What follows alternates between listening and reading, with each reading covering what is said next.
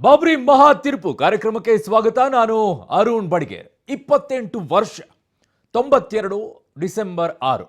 ಅದಾದ ನಂತರ ತೀರ್ಪು ಎಲ್ಲವೂ ಕೂಡ ಆಚೆ ಬರೋಕೆ 28 ವರ್ಷಗಳು ತೆಗೆದುಕೊಂಡಿದೆ. ಯಾರು ಏನು 49 ಜನ ಈ ಕೇಸಲ್ಲಿ ಇದ್ದವರು, 32 ಜನ ಉಳ್ಕೊಂಡಿದ್ದಾರೆ, ಇನ್ನುಳಿದವರು ಸಾವನ್ನಪ್ಪಿದ್ದಾರೆ. ಆದರೆ ತೀರ್ಪುಗಳ ಮೇಲೆ ತೀರ್ಪುಗಳು ಬಂತು. ಆದರೆ ಫೈನಲಿ ಈಗ ತೀರ್ಪನ್ನು ಕಾಯ್ದಿರಿಸಲಾಯಿತು. ಈ ತೀರ್ಪಿನ ವಿಚಾರದಲ್ಲಿ ಏನಾಗುತ್ತೆ? ಅಡ್ವಾಣಿಯವರ ಭವಿಷ್ಯ ನಿರ್ಧಾರವಾಗ್ತಾ ಇದೆ, ಉಮಾಭಾರತಿಯವರ ಭವಿಷ್ಯ ನಿರ್ಧಾರವಾಗ್ತಾ ಇದೆ, ಮುರಳಿ ಮನೋಹರ್ ಜೋಶಿಯವರ ಭವಿಷ್ಯ ನಿರ್ಧಾರವಾಗ್ತಾ ಇದೆ, ವಿನಯ್ ಕಟಿಯಾರ್ ಅವರ ಭವಿಷ್ಯ ನಿರ್ಧಾರ ಆಗ್ತಾ ಇದೆ. ಹಲವು ಹಿರಿಯ ನಾಯಕರುಗಳ ಭವಿಷ್ಯ ಇದರಲ್ಲಿ ನಿರ್ಧಾರ ಆಗ್ತಾ ಇದೆ. ಎಲ್ಲದಕ್ಕಿಂತಲೂ ಹೆಚ್ಚಾಗಿ ನೋಡ್ತಾ ಇರೋದು ಬಿಜೆಪಿಯ ಭೀಷ್ಮ ಅಂತ ಕರೆಸ್ಕೊಳ್ತಾ ಇರುವಂತಹ LK ಅಡ್ವಾಣಿಯವರು ಏನಾಗ್ತಾರೆ ಈ ಕೇಸಲ್ಲಿ ಅಂತ. ಅದೊಂದೇ ಬಹುದೊಡ್ಡದಾಗಿ ಅವರಿಗೆ ಕಂಟಕ ಕಾಡ್ತಾ ಇದ್ದಿದ್ದು. ಹಾಗಾಗಿ ಇವತ್ತಿನ ಈ ತೀರ್ಪು ಬಹಳ ಮಹತ್ವವನ್ನು ಪಡ್ಕೊಳ್ತಾ ಇದೆ. ಅವರ ಮುಂದಿನ ಭವಿಷ್ಯ ರಾಜಕೀಯದಲ್ಲಂತೂ ಇಲ್ಲ, ಎಲ್ಲವೂ ಕೂಡ ಮುಗಿದಿದೆ. ಆದರೆ ಇದರಲ್ಲಿ ಅಪರಾಧಿ ಆಗ್ತಾರಾ ಇಲ್ಲ ಆರೋಪ ಮುಕ್ತರಾಗ್ತಾರೆ, ಏನಾಗ್ತಾರೆ? 600 ದಾಖಲೆ, 351 ಸಾಕ್ಷ್ಯ ಇವತ್ತು ಏನು ಹೇಳುತ್ತೆ? ಆ ತೀರ್ಪು ಆಚೆ ಬಂದಾಗ ಗೊತ್ತಾಗುತ್ತೆ ಆ ಸಾಕ್ಷ್ಯ ಏನು ಹೇಳಿದೆ ಅಂತ ಹೇಳಿ. ಯಾರು ಇದರಲ್ಲಿ ಇದ್ದಾರೆ, ಯಾರು ಇದರಲ್ಲಿ ಇಲ್ಲ, ಯಾರು ಆರೋಪ ಮುಕ್ತರಾಗ್ತಾರೆ, ಯಾರು ಅಪರಾಧಿಗಳಾಗ್ತಾರೆ, ಯಾರು ಜೈಲಿಗೆ ಹೋಗ್ತಾರೆ, ಯಾರು ದೋಷ ಮುಕ್ತರಾಗ್ತಾರೆ ಅನ್ನೋದನ್ನ ನೋಡಬೇಕಾಗಿದೆ. ಇವೆಲ್ಲ ಬೆಳವಣಿಗೆಗಳು ಇವತ್ತಿನ ಮಟ್ಟಿಗೆ ಸದ್ಯಕ್ಕೆ ಕೇಂದ್ರೀಕೃತಗೊಳಿಸ್ತಾ ಇದೆ.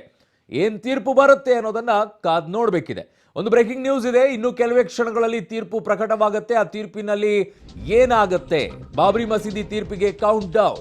92 ವರ್ಷದ ಇಳಿ ವಯಸ್ಸಿನ ಅಡ್ವಾಣಿಯವರಿಗೆ ಶಿಕ್ಷೆ ಆಗುತ್ತೋ, ದೋಷ ಮುಕ್ತರಾಗ್ತಾರೋ? 28 ವರ್ಷದ ಹಳೆಯ ಕೇಸ್ನಲ್ಲಿ 32 ಮಂದಿಯ ಭವಿಷ್ಯ, ಒಟ್ಟು 49 ಇದ್ದಿದೆ. ಅದರಲ್ಲಿ ಈಗಾಗಲೇ ಸಾವನ್ನಪ್ಪಿ ಚಾರ್ಜ್ ಶೀಟ್ ನಲ್ಲಿರುವಂತಹ 49ರಲ್ಲಿ ಉಳಿದಿರೋದು 32. ಈಗ ಕೆಲವೇ ಹೊತ್ತಲ್ಲಿ ಬಾಬ್ರಿ ಮಸೀದಿ ತೀರ್ಪು ಪ್ರಕಟವಾಗುತ್ತೆ. ಈ ತೀರ್ಪು ಏನ್ ಹೇಳುತ್ತೆ? ಏನಾಗಲಿದೆ ಬಿಜೆಪಿಯ ಭೀಷ್ಮ ಅಡ್ವಾಣಿ ಅವರ ಭವಿಷ್ಯ? ರಾಜಕೀಯವಾಗಿ ಅಂತೂ ಇಲ್ಲ, ಮುಂದೆ ಏನಾಗುತ್ತೆ? ಜೈಲು ಹೋಗ್ತಾರಾ ಇಲ್ಲ ದೋಷ ಮುಕ್ತರಾಗ್ತಾರಾ? ಬಾಬ್ರಿ ಕೇಸ್ನಲ್ಲಿ ದೋಷ ಮುಕ್ತರಾಗ್ತಾರ ಅಡ್ವಾಣಿ ಅನ್ನೋದನ್ನ ಕಾದ್ ನೋಡಬೇಕಿದೆ. ಬಿಜೆಪಿಯ ಭೀಷ್ಮ ಮಾರ್ಗದರ್ಶಕ ಮಂಡಳಿ ಅಡ್ವಾಣಿ ಮತ್ತು MM ಜೋಶಿ ಭವಿಷ್ಯ. ಕಲ್ಯಾಣ್ ಸಿಂಗ್ ಹಾಗೂ ಉಮಾಭಾರತಿ ಈಗಾಗಲೇ ಕೊರೋನಾ ಇದೆ, ಸೊ ಹಾಗಾಗಿ ಚಿಕಿತ್ಸೆಯನ್ನ ಪಡ್ಕೊಳ್ತಾ ಇದ್ದಾರೆ. ಅವರು ಬರಕ್ ಆಗಲ್ವಾ ಅನ್ನೋದನ್ನ ಒಂದ್ ಕಡೆಗೆ ನೋಡ್ಕೊಳ್ಬೇಕು. ಇನ್ನೊಂದ್ ಕಡೆಗೆ ಹಿರಿಯ ವಯಸ್ಸಿನವರೆಲ್ಲೂ ಕೂಡ ಹೋಗಬೇಡಿ ಅನ್ನೋದು ಕೇಂದ್ರದ ನಿಯಮಾವಳಿಗಳಿದೆ. ಸೊ ತೀರ್ಪಿನಲ್ಲಿ ಏನ್ ಹೇಳಿದ್ದಾರೆ, ಅವ್ರು ತೀರ್ಪು ಪ್ರಕಟ ಮಾಡುವ ಸಂದರ್ಭದಲ್ಲಿ ಏನ್ ಹೇಳಿದ್ದಾರೆ ಅಂದ್ರೆ, ನೀವೆಲ್ಲರೂ ಕೂಡ ಯಾರ್ಯಾರು ಆರೋಪಿಗಳಿದ್ರೆ ಎಲ್ಲರೂ ಉಪಸ್ಥಿತರಿರಬೇಕು ಅಂತ. ಸೊ ಹಾಗಾಗಿ ಮುರಳಿ ಮನೋಹರ್ ಜೋಶಿ ಅವರು ಉಪಸ್ಥಿತರಿರ್ತಾರ, ಅಡ್ವಾಣಿ ಅವರು ಉಪಸ್ಥಿತರಿರ್ತಾರ, ಉಮಾಭಾರತಿ ಅವರು ಹೋಗ್ತಾರ, ಕಲ್ಯಾಣ್ ಸಿಂಗ್ ಅವರು ಹೋಗ್ತಾರ, ವಿನಯ್ ಕಟಿಯಾರ್ ಅವರು ಹೋಗ್ತಾರ. ಹೀಗೆ 32 ಜನ ಇದರಲ್ಲಿ ಪ್ರಮುಖವಾಗಿ ಭಾಗಿಯಾಗಿದ್ದಾರೆ ಅನ್ನೋದನ್ನ ಚಾರ್ಜ್ ಶೀಟ್ ನಲ್ಲಿ ಉಲ್ಲೇಖ ಮಾಡ್ತಾರೆ ಆರೋಪವನ್ನ. ಇದಕ್ಕೆ 351 ಸಾಕ್ಷಿಗಳಿದೆ, 600 ದಾಖಲೆಗಳನ್ನ ಚಾರ್ಜ್ ಶೀಟ್ ನಲ್ಲಿ ಉಲ್ಲೇಖ ಮಾಡುತ್ತೆ. ಹಾಗಾಗಿ ಅವೆಲ್ಲವನ್ನು ಕೂಡ ಇವತ್ತು ತೀರ್ಪಿನಲ್ಲಿ ಪ್ರಕಟವಾದಾಗ ಈ ಸಾಕ್ಷ್ಯಗಳು, ಈ ದಾಖಲೆಗಳು ಯಾರನ್ನ ಬೆರಳು ಮಾಡಿ ನೀವೇ ಅಪರಾಧಿಗಳು ಅಂತ ಹೇಳುತ್ತೆ, ಯಾರನ್ನ ದೋಷ ಮುಕ್ತರನ್ನಾಗಿ ಇವೆಲ್ಲವೂ ಕೂಡ ಮಾಡುತ್ತೆ. ಎಲ್ಲವೂ ಕೂಡ ಇವತ್ತು ತೀರ್ಪಿನಲ್ಲಿ ಪ್ರಕಟವಾಗುತ್ತೆ. ಆಗ 92 ಡಿಸೆಂಬರ್ 6ರಂದು ನಡೆದಂತ ಈ ಬಾಬರಿ ಮಸೀದಿ ಧ್ವಂಸ ಪ್ರಕರಣ ಇಡೀ ದೊಡ್ಡ ಕಿಚ್ಚನ್ನ ಹಬ್ಬಿಸಿತ್ತು. ಜೊತೆಗೆ ಇಡೀ ದೇಶದಲ್ಲಿ ಒಂದು ಬದಲಾವಣೆಯನ್ನ ಮಾಡಿತ್ತು, ರಾಜಕೀಯವಾಗಿ ಬದಲಾವಣೆಯನ್ನ ಮಾಡಿತ್ತು. ಜನರಲ್ಲಿ ಬೇರೆ ರೀತಿಯಾದಂತಹ ಆಲೋಚನೆಯನ್ನ ಶುರು ಮಾಡಿತ್ತು. ಒಂದು ರಾಜಕೀಯ ಪಕ್ಷದಲ್ಲಿ ಧರ್ಮದ ವಿಚಾರವನ್ನ ತಂದು, ಧರ್ಮದಲ್ಲೂ ಕೂಡ ಪಕ್ಷ ಬೆಳಿಬಹುದು ಅನ್ನೋ ವಿಚಾರವನ್ನ ತಂದಿಟ್ಟಿದ್ದು ಆ ಬೆಳವಣಿಗೆ. ಸೊ ಇನ್ನೊಂದು ಬ್ರೇಕಿಂಗ್ ನ್ಯೂಸ್ ಕೂಡ ಬರ್ತಾ ಇದೆ, ನೋಡೋಣ. ನಾನು ಜಾಮೀನ್ ಪಡೆಯಲ್ಲ, ನನಗೆ ಶಿಕ್ಷೆ ಆದ್ರೆ ನಾನು ಜಾಮೀನನ್ನ ಪಡೆಯಲ್ಲ ಯಾವುದೇ ಕಾರಣಕ್ಕೂ ಕೂಡ ಅಂತ ಹೇಳ್ತಿದ್ದಾರೆ. ಜಾಮೀನು ಪಡೆಯುವ ಬದಲು ನೇಣಿಗೆ ಶರಣಾಗುವ ಸಿದ್ಧ ಅಂತ ಹೇಳ್ತಾರೆ.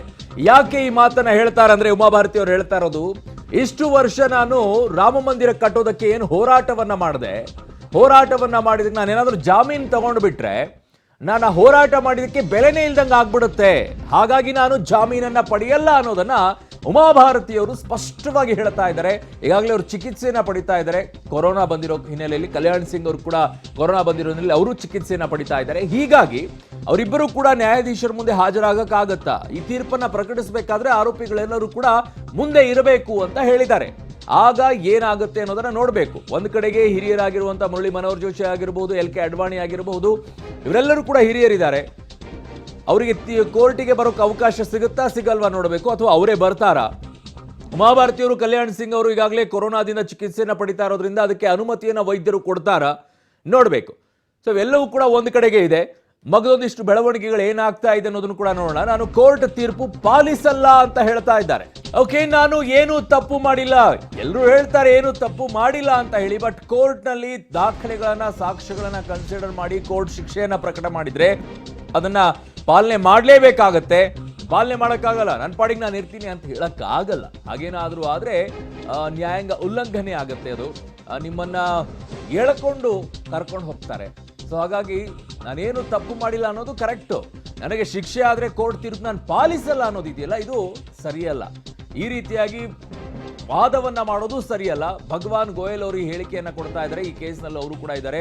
32 ಜನರ ಹೆಸರೇನಿದೆ, 49 ಇದ್ದಿದ್ದು, ಅದರಲ್ಲಿ ಉಳಿದವರೆಲ್ಲ ನಿಧನರಾಗಿದ್ದಾರೆ. ಇನ್ನುಳಿದಂತ 32 ಜನ ಏನಿದ್ದಾರೆ ಅವರಲ್ಲಿ ಈಗ ಅವರು ಕೂಡ ಒಬ್ರು.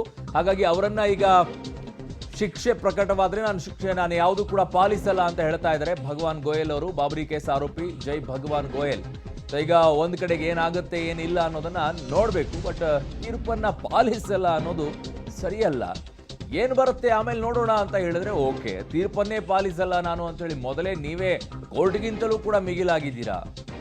ಲಖನೌ ಸಿಬಿಐ ಕೋರ್ಟ್ ಈಗ ಕೇಸನ್ನ ನೋಡ್ತಾ ಇದೆ. ಇವತ್ತು ತೀರ್ಪನ್ನ ಪ್ರಕಟ ಮಾಡುತ್ತೆ. 1 ತಿಂಗಳ ಹಿಂದೆನೆ ಈ ತೀರ್ಪು ಪ್ರಕಟವಾಗಬೇಕಾಗಿತ್ತು. ಸೊ 1 ತಿಂಗಳ ಹಿಂದೆ ತೀರ್ಪು ಪ್ರಕಟವಾಗಬೇಕಾಗಿತ್ತು. ಆದರೆ ಈ ಕೊರೋನಾ ಎಲ್ಲ ಬೆಳವಣಿಗೆಗಳ ಮಧ್ಯದಲ್ಲಿ ಒಂದು ಸ್ವಲ್ಪ ತಡ ಆಯಿತು. 1 ತಿಂಗಳ ಸಮಯಾವಕಾಶವನ್ನು ತಗೊಂಡಿದ್ರು. ಅದಾದ ನಂತರ ಇವತ್ತು ತೀರ್ಪು ಪ್ರಕಟವಾಗೋಕೆ ದಿನಾಂಕವನ್ನು ನಿಗದಿ ಮಾಡಲಾಗಿತ್ತು. ತುಂಬ ಮಹತ್ವದ ದಿನ. ಒಂದು ಕಡೆಗೆ LK ಅಡ್ವಾಣಿ ಅವ್ರಿಗಿರ್ಬೋದು, ಇಡೀ ದೇಶ ನೋಡ್ತಾ ಇರುವಂಥ ಈ ಕೇಸ್ ಯಾವಾಗ ಮುಗಿದೋಗುತ್ತೋ, ರಾಮ ಮಂದಿರ ವಿಚಾರದಲ್ಲಿ ಯಾವಾಗ ಮುಗಿಯುತ್ತೋ, ರಾಮ ಮಂದಿರ ಯಾವಾಗ ಕಟ್ತಾರೆ ಅಂತೇಳಿ ಆ ಕೇಸ್ ಮುಗಿದೋಯ್ತು. ಅದಾದ ನಂತರ ಸಪರೇಟ್ ಆಗಿ ನೋಡಬೇಕಾದ್ರೆ ಬಾಬರಿ ಮಸೀದಿ ಧ್ವಂಸ ಪ್ರಕರಣದಲ್ಲಿ ಅದನ್ನು ಸಪರೇಟ್ ಆಗಿ ನೋಡ್ತಾ ಇದ್ರು. 2 ಕೇಸ್ ಡಿಫ್ರೆಂಟ್ ಆಗಿತ್ತು. ರಾಮ ಮಂದಿರ ಕಟ್ಟುವಂಥ ವಿಚಾರ ಬೇರೆ, ಅಲ್ಲಿ ರಾಮ ಮಂದಿರ ಇತ್ತಾ ಇಲ್ಲ ಅನ್ನೋದು ಒಂದು ಕಡೆಗಿತ್ತು, ಅದು ಕ್ಲಿಯರ್ ಆಗೋಯ್ತು. ಬಾಬರಿ ಮಸೀದಿ ಧ್ವಂಸ ಪ್ರಕರಣ ಬೇರೆ ಇತ್ತು, ಅದರ ತೀರ್ಪು ಇವತ್ತು ಬರಬೇಕಾಗಿದೆ. ಅಲ್ಲಿಗೆ ಇವತ್ತು ತೀರ್ಪು ಪ್ರಕಟವಾದರೆ ಅಲ್ಲಿಗೆ ಈ ಬಾಬರಿ ಮಸೀದಿ ಕೇಸು, ಅಯೋಧ್ಯೆಯಲ್ಲಿರುವಂಥ ಎಲ್ಲ ಕೇಸ್ಗಳು ಒಂದು ಕಡೆಗೆ ಕ್ಲಿಯರ್ ಆದಂಗೆ ಆಗುತ್ತೆ, ಯಾವುದು ಕೂಡ ಉಳಿಯಲ್ಲ. ಇನ್ನು ನಮ್ಮ ಜೊತೆಗೆ ಅತಿಥಿಗಳಿದ್ದಾರೆ, ಚರ್ಚೆಯನ್ನು ಮಾಡೋಣ. ನಮ್ಮ ಜೊತೆಗೆ ಬಿಜೆಪಿಯಿಂದ ವಾಮನಾಚಾರ್ಯ ಅವರಿದ್ದಾರೆ, ಹಿರಿಯ ಮುಖಂಡರು, ವಕ್ತಾರರು. ನಮಸ್ಕಾರ ಸರ್, ಕಾರ್ಯಕ್ರಮಕ್ಕೆ ಸ್ವಾಗತ. ಇನ್ನು ನಮ್ಮ ಜೊತೆಗೆ VHPಯ ಬೆಂಗಳೂರು ಅಧ್ಯಕ್ಷರಾಗಿರುವಂಥ ಮುನಿರಾಜ್ ಅವರಿದ್ದಾರೆ. ನಮಸ್ಕಾರ ಸರ್, ಕಾರ್ಯಕ್ರಮಕ್ಕೆ ಸ್ವಾಗತ. ಇನ್ನು ಕಾರಸೇವಕರ ಜಿಲ್ಲಾಧ್ಯಕ್ಷ ಮಹಾಬಲೇಶ್ವರ್ ಅವರು ಕೂಡ ನಮ್ಮ ಜೊತೆಗೆ ದಾವಣಗೆರೆಯಿಂದ ನೇರ ಸಂಪರ್ಕಕ್ಕೆ ಸಿಗ್ತಾ ಇದ್ದಾರೆ. ನಮಸ್ಕಾರ ಸರ್, ನಿಮಗೂ ಕೂಡ ಕಾರ್ಯಕ್ರಮಕ್ಕೆ ಸ್ವಾಗತ. ನಮಸ್ಕಾರ. ಮಹಾಬಲೇಶ್ವರ್ ಅವರೇ, ನಿಮ್ಮ ಜೊತೆಗೆ ನಾನು ಮಾತನಾಡ್ತೀನಿ. ನನ್ನ ಹತ್ರ ಹಲವು ಪ್ರಶ್ನೆಗಳಿದೆ, ನೋಡೋಣ ಏನಾಗುತ್ತೆ ಅಂತ ಹೇಳಿ. ಯಾಕಂದ್ರೆ ಅವತ್ತು 1.5 ಲಕ್ಷ ಜನ ಕಾರಸೇವಕರು ಅಥವಾ ಬಾಬರಿ ಮಸೀದಿ ಧ್ವಂಸದಲ್ಲಿ ಇದ್ರು ಅಂತ ಹೇಳ್ತಾರೆ. ಬಟ್ ಎಲ್ಲರನ್ನ 1.5 ಲಕ್ಷ ಜನ ಎಲ್ಲಿಂದ ಹುಡುಕಕ್ಕಾಗತ್ತೆ? ಚಾರ್ಜ್ ಶೀಟ್ ಅಲ್ಲಿ ಹಾಕಿದ್ದು CBIನವರು 49 ಕೇಸ್ಗಳನ್ನು ಹಾಕ್ತಾರೆ. ಪ್ರಮುಖ ಮುಖಂಡರು ಮೂರು ಸೆಕ್ಷನ್ಗಳನ್ನು ಹಾಕ್ತಾರೆ.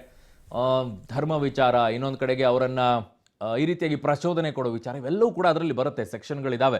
ಅವೆಲ್ಲವನ್ನು ಕೂಡ ನೋಡೋಣ ಒಂದೊಂದೇ ಆಗಿ. ಇವತ್ತು ಬಾಬರಿ ಕೇಸ್ ಫೈಲ್ ಏನು ಅಂತಂದರೆ LK ಅಡ್ವಾಣಿ, ಮಾಜಿ ಉಪ ಪ್ರಧಾನಿಯವರು, ಅವರು ಪ್ರಮುಖವಾಗಿ ಇವತ್ತು 92 ವರ್ಷ ಅವರಿಗೆ. ಏನಾಗುತ್ತೆ ಏನಿಲ್ಲ ಅಂತ ಹೇಳಿ ರಾಜಕೀಯವಾಗಿ ಅಂತೂ ಏನೂ ಇಲ್ಲ ಈಗ ಸದ್ಯಕ್ಕೆ. ಆದರೆ ಜೈಲಿಗೆ ಹೋಗಬೇಕಾಗಂಥ ಪರಿಸ್ಥಿತಿ ಬರುತ್ತಾ ಇಷ್ಟೆಲ್ಲ ಆದಮೇಲೆ, ಅಥವಾ ದೋಷ ಮುಕ್ತರಾಗಿ ನೆಮ್ಮದಿಯಾಗಿ ಇರ್ತಾರಾ ನೋಡಬೇಕು. ಇನ್ನು ಬಾಬರಿ ಕೇಸ್ ಫೈಲ್ನಲ್ಲಿ ಉಮಾಭಾರತಿ ಅವರು, ಮಧ್ಯಪ್ರದೇಶದ ಮಾಜಿ CM ಕೂಡ. ಉಮಾಭಾರತಿ ಅವರು ಹೇಳ್ತಾ ಇದ್ದಾರೆ ಈಗಾಗಲೇ, ನಾನು ಯಾವುದೇ ರೀತಿಯಾಗಿ ಜಾಮೀನು ತಗೊಳ್ಳಲ್ಲ, ಶಿಕ್ಷೆ ಪ್ರಕಟವಾದರೆ ಅದನ್ನು ಸ್ವೀಕಾರ ಮಾಡ್ತೀನಿ, ನೇಣಿಗೇರೋಕೆ ಸಿದ್ಧ, ಬಟ್ ನಾನು ಜಾಮೀನನ್ನು ತೆಗೆದುಕೊಳ್ಳಲ್ಲ ಅಂತೇಳಿ. ಬಟ್ ಈಗಾಗಲೇ ಕೊರೋನಾ ಕೇಸಲ್ಲಿ ಕೊರೋನಾ ಬಂದಿದೆ ಅವರಿಗೆ, ಹಾಗಾಗಿ ಚಿಕಿತ್ಸೆಯನ್ನು ಪಡಿತಾ ಇದ್ದಾರೆ. ಅವರು ಕೋರ್ಟ್ಗೆ ಬರ್ತಾರಾ ಇಲ್ಲ ಅನ್ನೋದನ್ನು ನೋಡಬೇಕು. ಕಲ್ಯಾಣ್ ಸಿಂಗ್, ಉತ್ತರ ಪ್ರದೇಶದ ಮಾಜಿ CM, ಅದೇ ಸಂದರ್ಭದಲ್ಲಿ ಇದ್ದಂಥವರು. ಯಾವಾಗ ಈ ಗಲಾಟೆ ನಡೀತು, ಬಾಬರಿ ಮಸೀದಿ ಧ್ವಂಸ ಆಯಿತು, ಆ ಸಂದರ್ಭದಲ್ಲಿ ಆಗ ಈಗ ಕಲ್ಯಾಣ್ ಸಿಂಗ್ ಅವರಿಗೂ ಕೂಡ ಕೊರೋನಾ ಇದೆ, ಅವರು ಕೂಡ ಆಸ್ಪತ್ರೆಯಲ್ಲಿ ಚಿಕಿತ್ಸೆಯನ್ನು ಪಡಿತಾ ಇದ್ದಾರೆ. ಹಾಗಾಗಿ ಅವರು ಬರ್ತಾರಾ ಇಲ್ಲ ಅನ್ನೋದನ್ನು ನೋಡಬೇಕು. ಇನ್ನು MM ಜೋಶಿ, ಮುರಳಿ ಮನೋಹರ್ ಜೋಶಿ ಅವರು, ಮಾಜಿ ಕೇಂದ್ರ ಸಚಿವರು, ಅವರಿಗೂ ಕೂಡ ವಯಸ್ಸಾಗಿದೆ. ಈಗ ರಾಜಕೀಯವಾಗಿ ಅಂತೂ ಎಲ್ಲವೂ ಕೂಡ ಮುಗಿದಿದೆ. ಆದರೆ ಇನ್ನು ಉಳಿದಂತೆ ಇವತ್ತು ದೋಷ ಮುಕ್ತರಾಗ್ತಾರಾ ಅನ್ನೋದನ್ನು ನೋಡಬೇಕು. ಇಲ್ಲ ಕಷ್ಟ, ಜೈಲಿಗೆ ಹೋಗೋ ಪರಿಸ್ಥಿತಿ ಬರುತ್ತಾ ಅಂತ. ಇನ್ನು ನೃತ್ಯ ಗೋಪಾಲ್ ದಾಸ್, ಹಿಂದೂ ಸಂತ, ಅವತ್ತು ಈ ಬಾಬರಿ ಮಸೀದಿ ಧ್ವಂಸ ಪ್ರಕರಣದಲ್ಲಿ ಕೆಲವರು ಅತ್ಯಂತ ಪ್ರಮುಖ ಪಾತ್ರವನ್ನು ವಹಿಸ್ಕೊಳ್ತಾರೆ. ಆ ಘಟನೆಯನ್ನು ಹಾಗೆ ನಾನು ಓದ್ತಾ ಇದ್ದಾಗ, ಮೆಲುಕು ಹಾಕ್ತಾ ಇದ್ದಾಗ ನೋಡ್ತಾ ಇದ್ದೆ. ಒಬ್ಬರು ಸಂತರು, ಇವರಲ್ಲ, ಒಬ್ಬರು ಸಂತರು ಒಂದು ಬಸ್ಸಲ್ಲಿ ಕಾರಸೇವಕರನ್ನು ತುಂಬಿಕೊಂಡು, ಪೊಲೀಸರು ತುಂಬಿಕೊಂಡಿದ್ದಾಗ ಆ ಕಾರಸೇವಕರನ್ನ ತುಂಬಿದಂಥ ಬಸ್ ಏನಿದೆಯಲ್ಲ, ಆ ಬಸ್ಸನ್ನು ತಂದು ಈ ಕಡೆಗೆ ನಿಲ್ಲಿಸಿರ್ತಾರೆ ಪೊಲೀಸರು. ಆ ಬಸ್ಸನ್ನೇ ಸಂತರು ಹತ್ಕೊಂಡ್ಬಿಟ್ಟು, ಬಸ್ಸನ್ನೇ ತಿರ್ಸ್ಕೊಂಡ್ಬಿಟ್ಟು ಮಸೀದಿವರೆಗೂ ಕರ್ಕೊಂಡು ಹೋಗ್ತಾರೆ. ಆಗ ಶುರುವಾಗುತ್ತೆ ಅದು ದೊಡ್ಡ ಮಟ್ಟದಲ್ಲಿ. ಒಂದೊಂದು ಘಟನೆಗಳು ಒಬ್ಬೊಬ್ಬರ ಪಾತ್ರ ಇದೆಯಲ್ಲ ಇದರಲ್ಲಿ, ಹೇಗೆ ಯಾವ ರೀತಿಯಾಗಿ ಹೇಗೆ ನಡೀತು ಅನ್ನೋದು ಅವ್ರಿಗೆ ಅರ್ಥ ಆಗಿರಲ್ಲ. ಆ ಪ್ರಕಾರವಾಗಿ ಹೋಗಿದೆ ಅದು. ನಿಮ್ಗೆ ಶೂಟಿಂಗ್ ಮಾಡಿ ಸ್ಕ್ರಿಪ್ಟ್ ರೈಟ್ ಮಾಡಿದ್ರು ಕೂಡ ಆಗಲ್ಲ, ಆ ಪ್ರಕಾರದಲ್ಲಿದೆ ನಾವು ಓದ್ತಾ ಹೋದರೆ. ಸೊ ಸಾಧ್ವಿ ರೀತಾಂಬರ್ ದುರ್ಗಾವಾಹಿನಿ ಮುಖ್ಯಸ್ಥೆ, ಇವ್ರಿಗೂ ಕೂಡ ಅದರಲ್ಲಿ ಕೇಸಲ್ಲಿದ್ದಾರೆ. ಒಟ್ಟು 32 ಜನರದ್ದು ಏನು ಹೇಳ್ತಾ ಇದ್ದೀವಿ. ಸಾಕ್ಷಿ ಮಹಾರಾಜ್ ಬಿಜೆಪಿಯ ಸಂಸದ ಉನ್ನಾವೋದಿಂದ ಅವರು ಕೂಡ ಈಗ ಅದರಲ್ಲಿ ಕೇಸಲ್ಲಿದ್ದಾರೆ. ನೋಡ್ಬೇಕೇನಾಗುತ್ತೆ. ಚಂಪತ್ ರಾಯ್ VHP ಮುಖಂಡರು ಎಲ್ಲರೂ ಕೂಡ ಆ ಟೈಮಲ್ಲಿ ಬಾಬರಿ ಮಸೀದ್ ಧ್ವಂಸದಲ್ಲಿ ಇದ್ದರು ಅಂತ ಹೇಳಿ ಚಾರ್ಜ್ ಶೀಟ್ನಲ್ಲಿರೋದು. ಬ್ರಿಜ್ಭೂಷಣ್ ಸಿಂಗ್ ಬಿಜೆಪಿಯ ಸಂಸದ ಗೋಂಡಾ ಕ್ಷೇತ್ರ, ಅಲ್ಲಿಂದ ಸಂಸದರವರೀಗ. ಪವನ್ ಪಾಂಡೆ ಉತ್ತರ ಪ್ರದೇಶದ ಶಿವಸೇನೆ ಮುಖಂಡ. ಈಗ 32 ಹೆಸರುಗಳೇನಿದೆ ಚಾರ್ಜ್ ಶೀಟಲ್ಲಿ, ಅವರಲ್ಲಿರುವಂಥ ಹೆಸರುಗಳಿವೆಲ್ಲವೂ ಕೂಡ. ಲಲು ಸಿಂಗ್ ಬಿಜೆಪಿಯ ಸಂಸದ, ಫೈಜಾಬಾದ್ ಅಯೋಧ್ಯೆ ಅಲ್ಲಿ ಹತ್ತಿರದಲ್ಲೇ ಇರೋದು ಫೈಜಾಬಾದ್. ಸೊ ಫೈಜಾಬಾದ್ ಸಂಸದರು. ಇನ್ನು ಆಚಾರ್ಯ ಧರ್ಮೇಂದ್ರ ದೇವ್ VHP ಮುಖಂಡರು, ಆ ಟೈಮಲ್ಲಿ ಇದ್ದವರು. ಈಗ ಎಲ್ಲವೂ ಕೂಡ ಹೆಸರು ಇದೆ, ಬಟ್ ಏನಾಗುತ್ತೆ, ದೋಷ ಮುಕ್ತರಾಗ್ತಾರ, ಕೆಲವರಿಗೆ ದೋಷ ಮುಕ್ತರಾಗ್ತಾರ. ರಾಮಚಂದ್ರ ಖತ್ರಿಯವರು ಹಿಂದೂ ಪರ ಮುಖಂಡರು. ಇದರಲ್ಲಿ ಹೇಳಬೇಕಾಗಿರೋದೇನು ಅಂದರೆ 600 ದಾಖಲೆಗಳಿದೆ, 351 ಸಾಕ್ಷಿಗಳಿದ್ದಾವೆ. ಹಾಗಾಗಿ ಈ ಸಾಕ್ಷಿಗಳು ಯಾರನ್ನ ಬೆರಳು ಮಾಡುತ್ತೆ ಅನ್ನೋದನ್ನು ನೋಡಬೇಕು. ಈ ದಾಖಲೆಗಳು ಯಾರನ್ನ ಅಪರಾಧಿ ಅನ್ನೋದನ್ನು ಬೆರಳು ಮಾಡಿ ತೋರಿಸ್ತಾ ಇದೆ ಅನ್ನೋದನ್ನು ನೋಡಬೇಕು. ಇವರೆಲ್ಲರೂ ಇದ್ದಾರಾ ಅಥವಾ ಇಲ್ವಾ, ಇದರಲ್ಲಿ ಕೆಲವರು ಮಾತ್ರನಾ, ಕೆಲವರು ದೋಷ ಮುಕ್ತರಾಗ್ತಾರ, ಎಲ್ಲವೂ ಕೂಡ ನೋಡಬೇಕಾಗಿರೋದು. OP ಪಾಂಡೆ, ನಿಮಗೆ ಒಂದೊಂದು ಹೆಸರುಗಳನ್ನು ತೋರಿಸ್ತಾ ಇದ್ದೀವಿ. ಒಟ್ಟು 32 ಹೆಸರುಗಳಿದ್ದಾವೆ. ಒಟ್ಟು 49 ಇರೋದು ಆ್ಯಕ್ಚುಲಿ ಆ ಚಾರ್ಜ್ ಶೀಟಲ್ಲಿ. ಅದರಲ್ಲಿ ಉಳಿದವರೆಲ್ಲರೂ ಕೂಡ ನಿಧನರಾಗಿದ್ದಾರೆ. ಉಳಿದಂಥ 32 ಜನ. ಜೈ ಭಗವಾನ್ ಗೋಯಲ್ ಈಗಾಗಲೇ ಅವ್ರು ಹೇಳಿದ್ದಾರೆ, ನಾನು ಏನೇ ಆದರೂ ಕೂಡ ನಾನು ಪಾಲನೆ ಮಾಡಲ್ಲ ಅಂತೇಳಿ. ಹಾಗೆಲ್ಲ ಹೇಳೋಕ್ಕಾಗಲ್ಲ.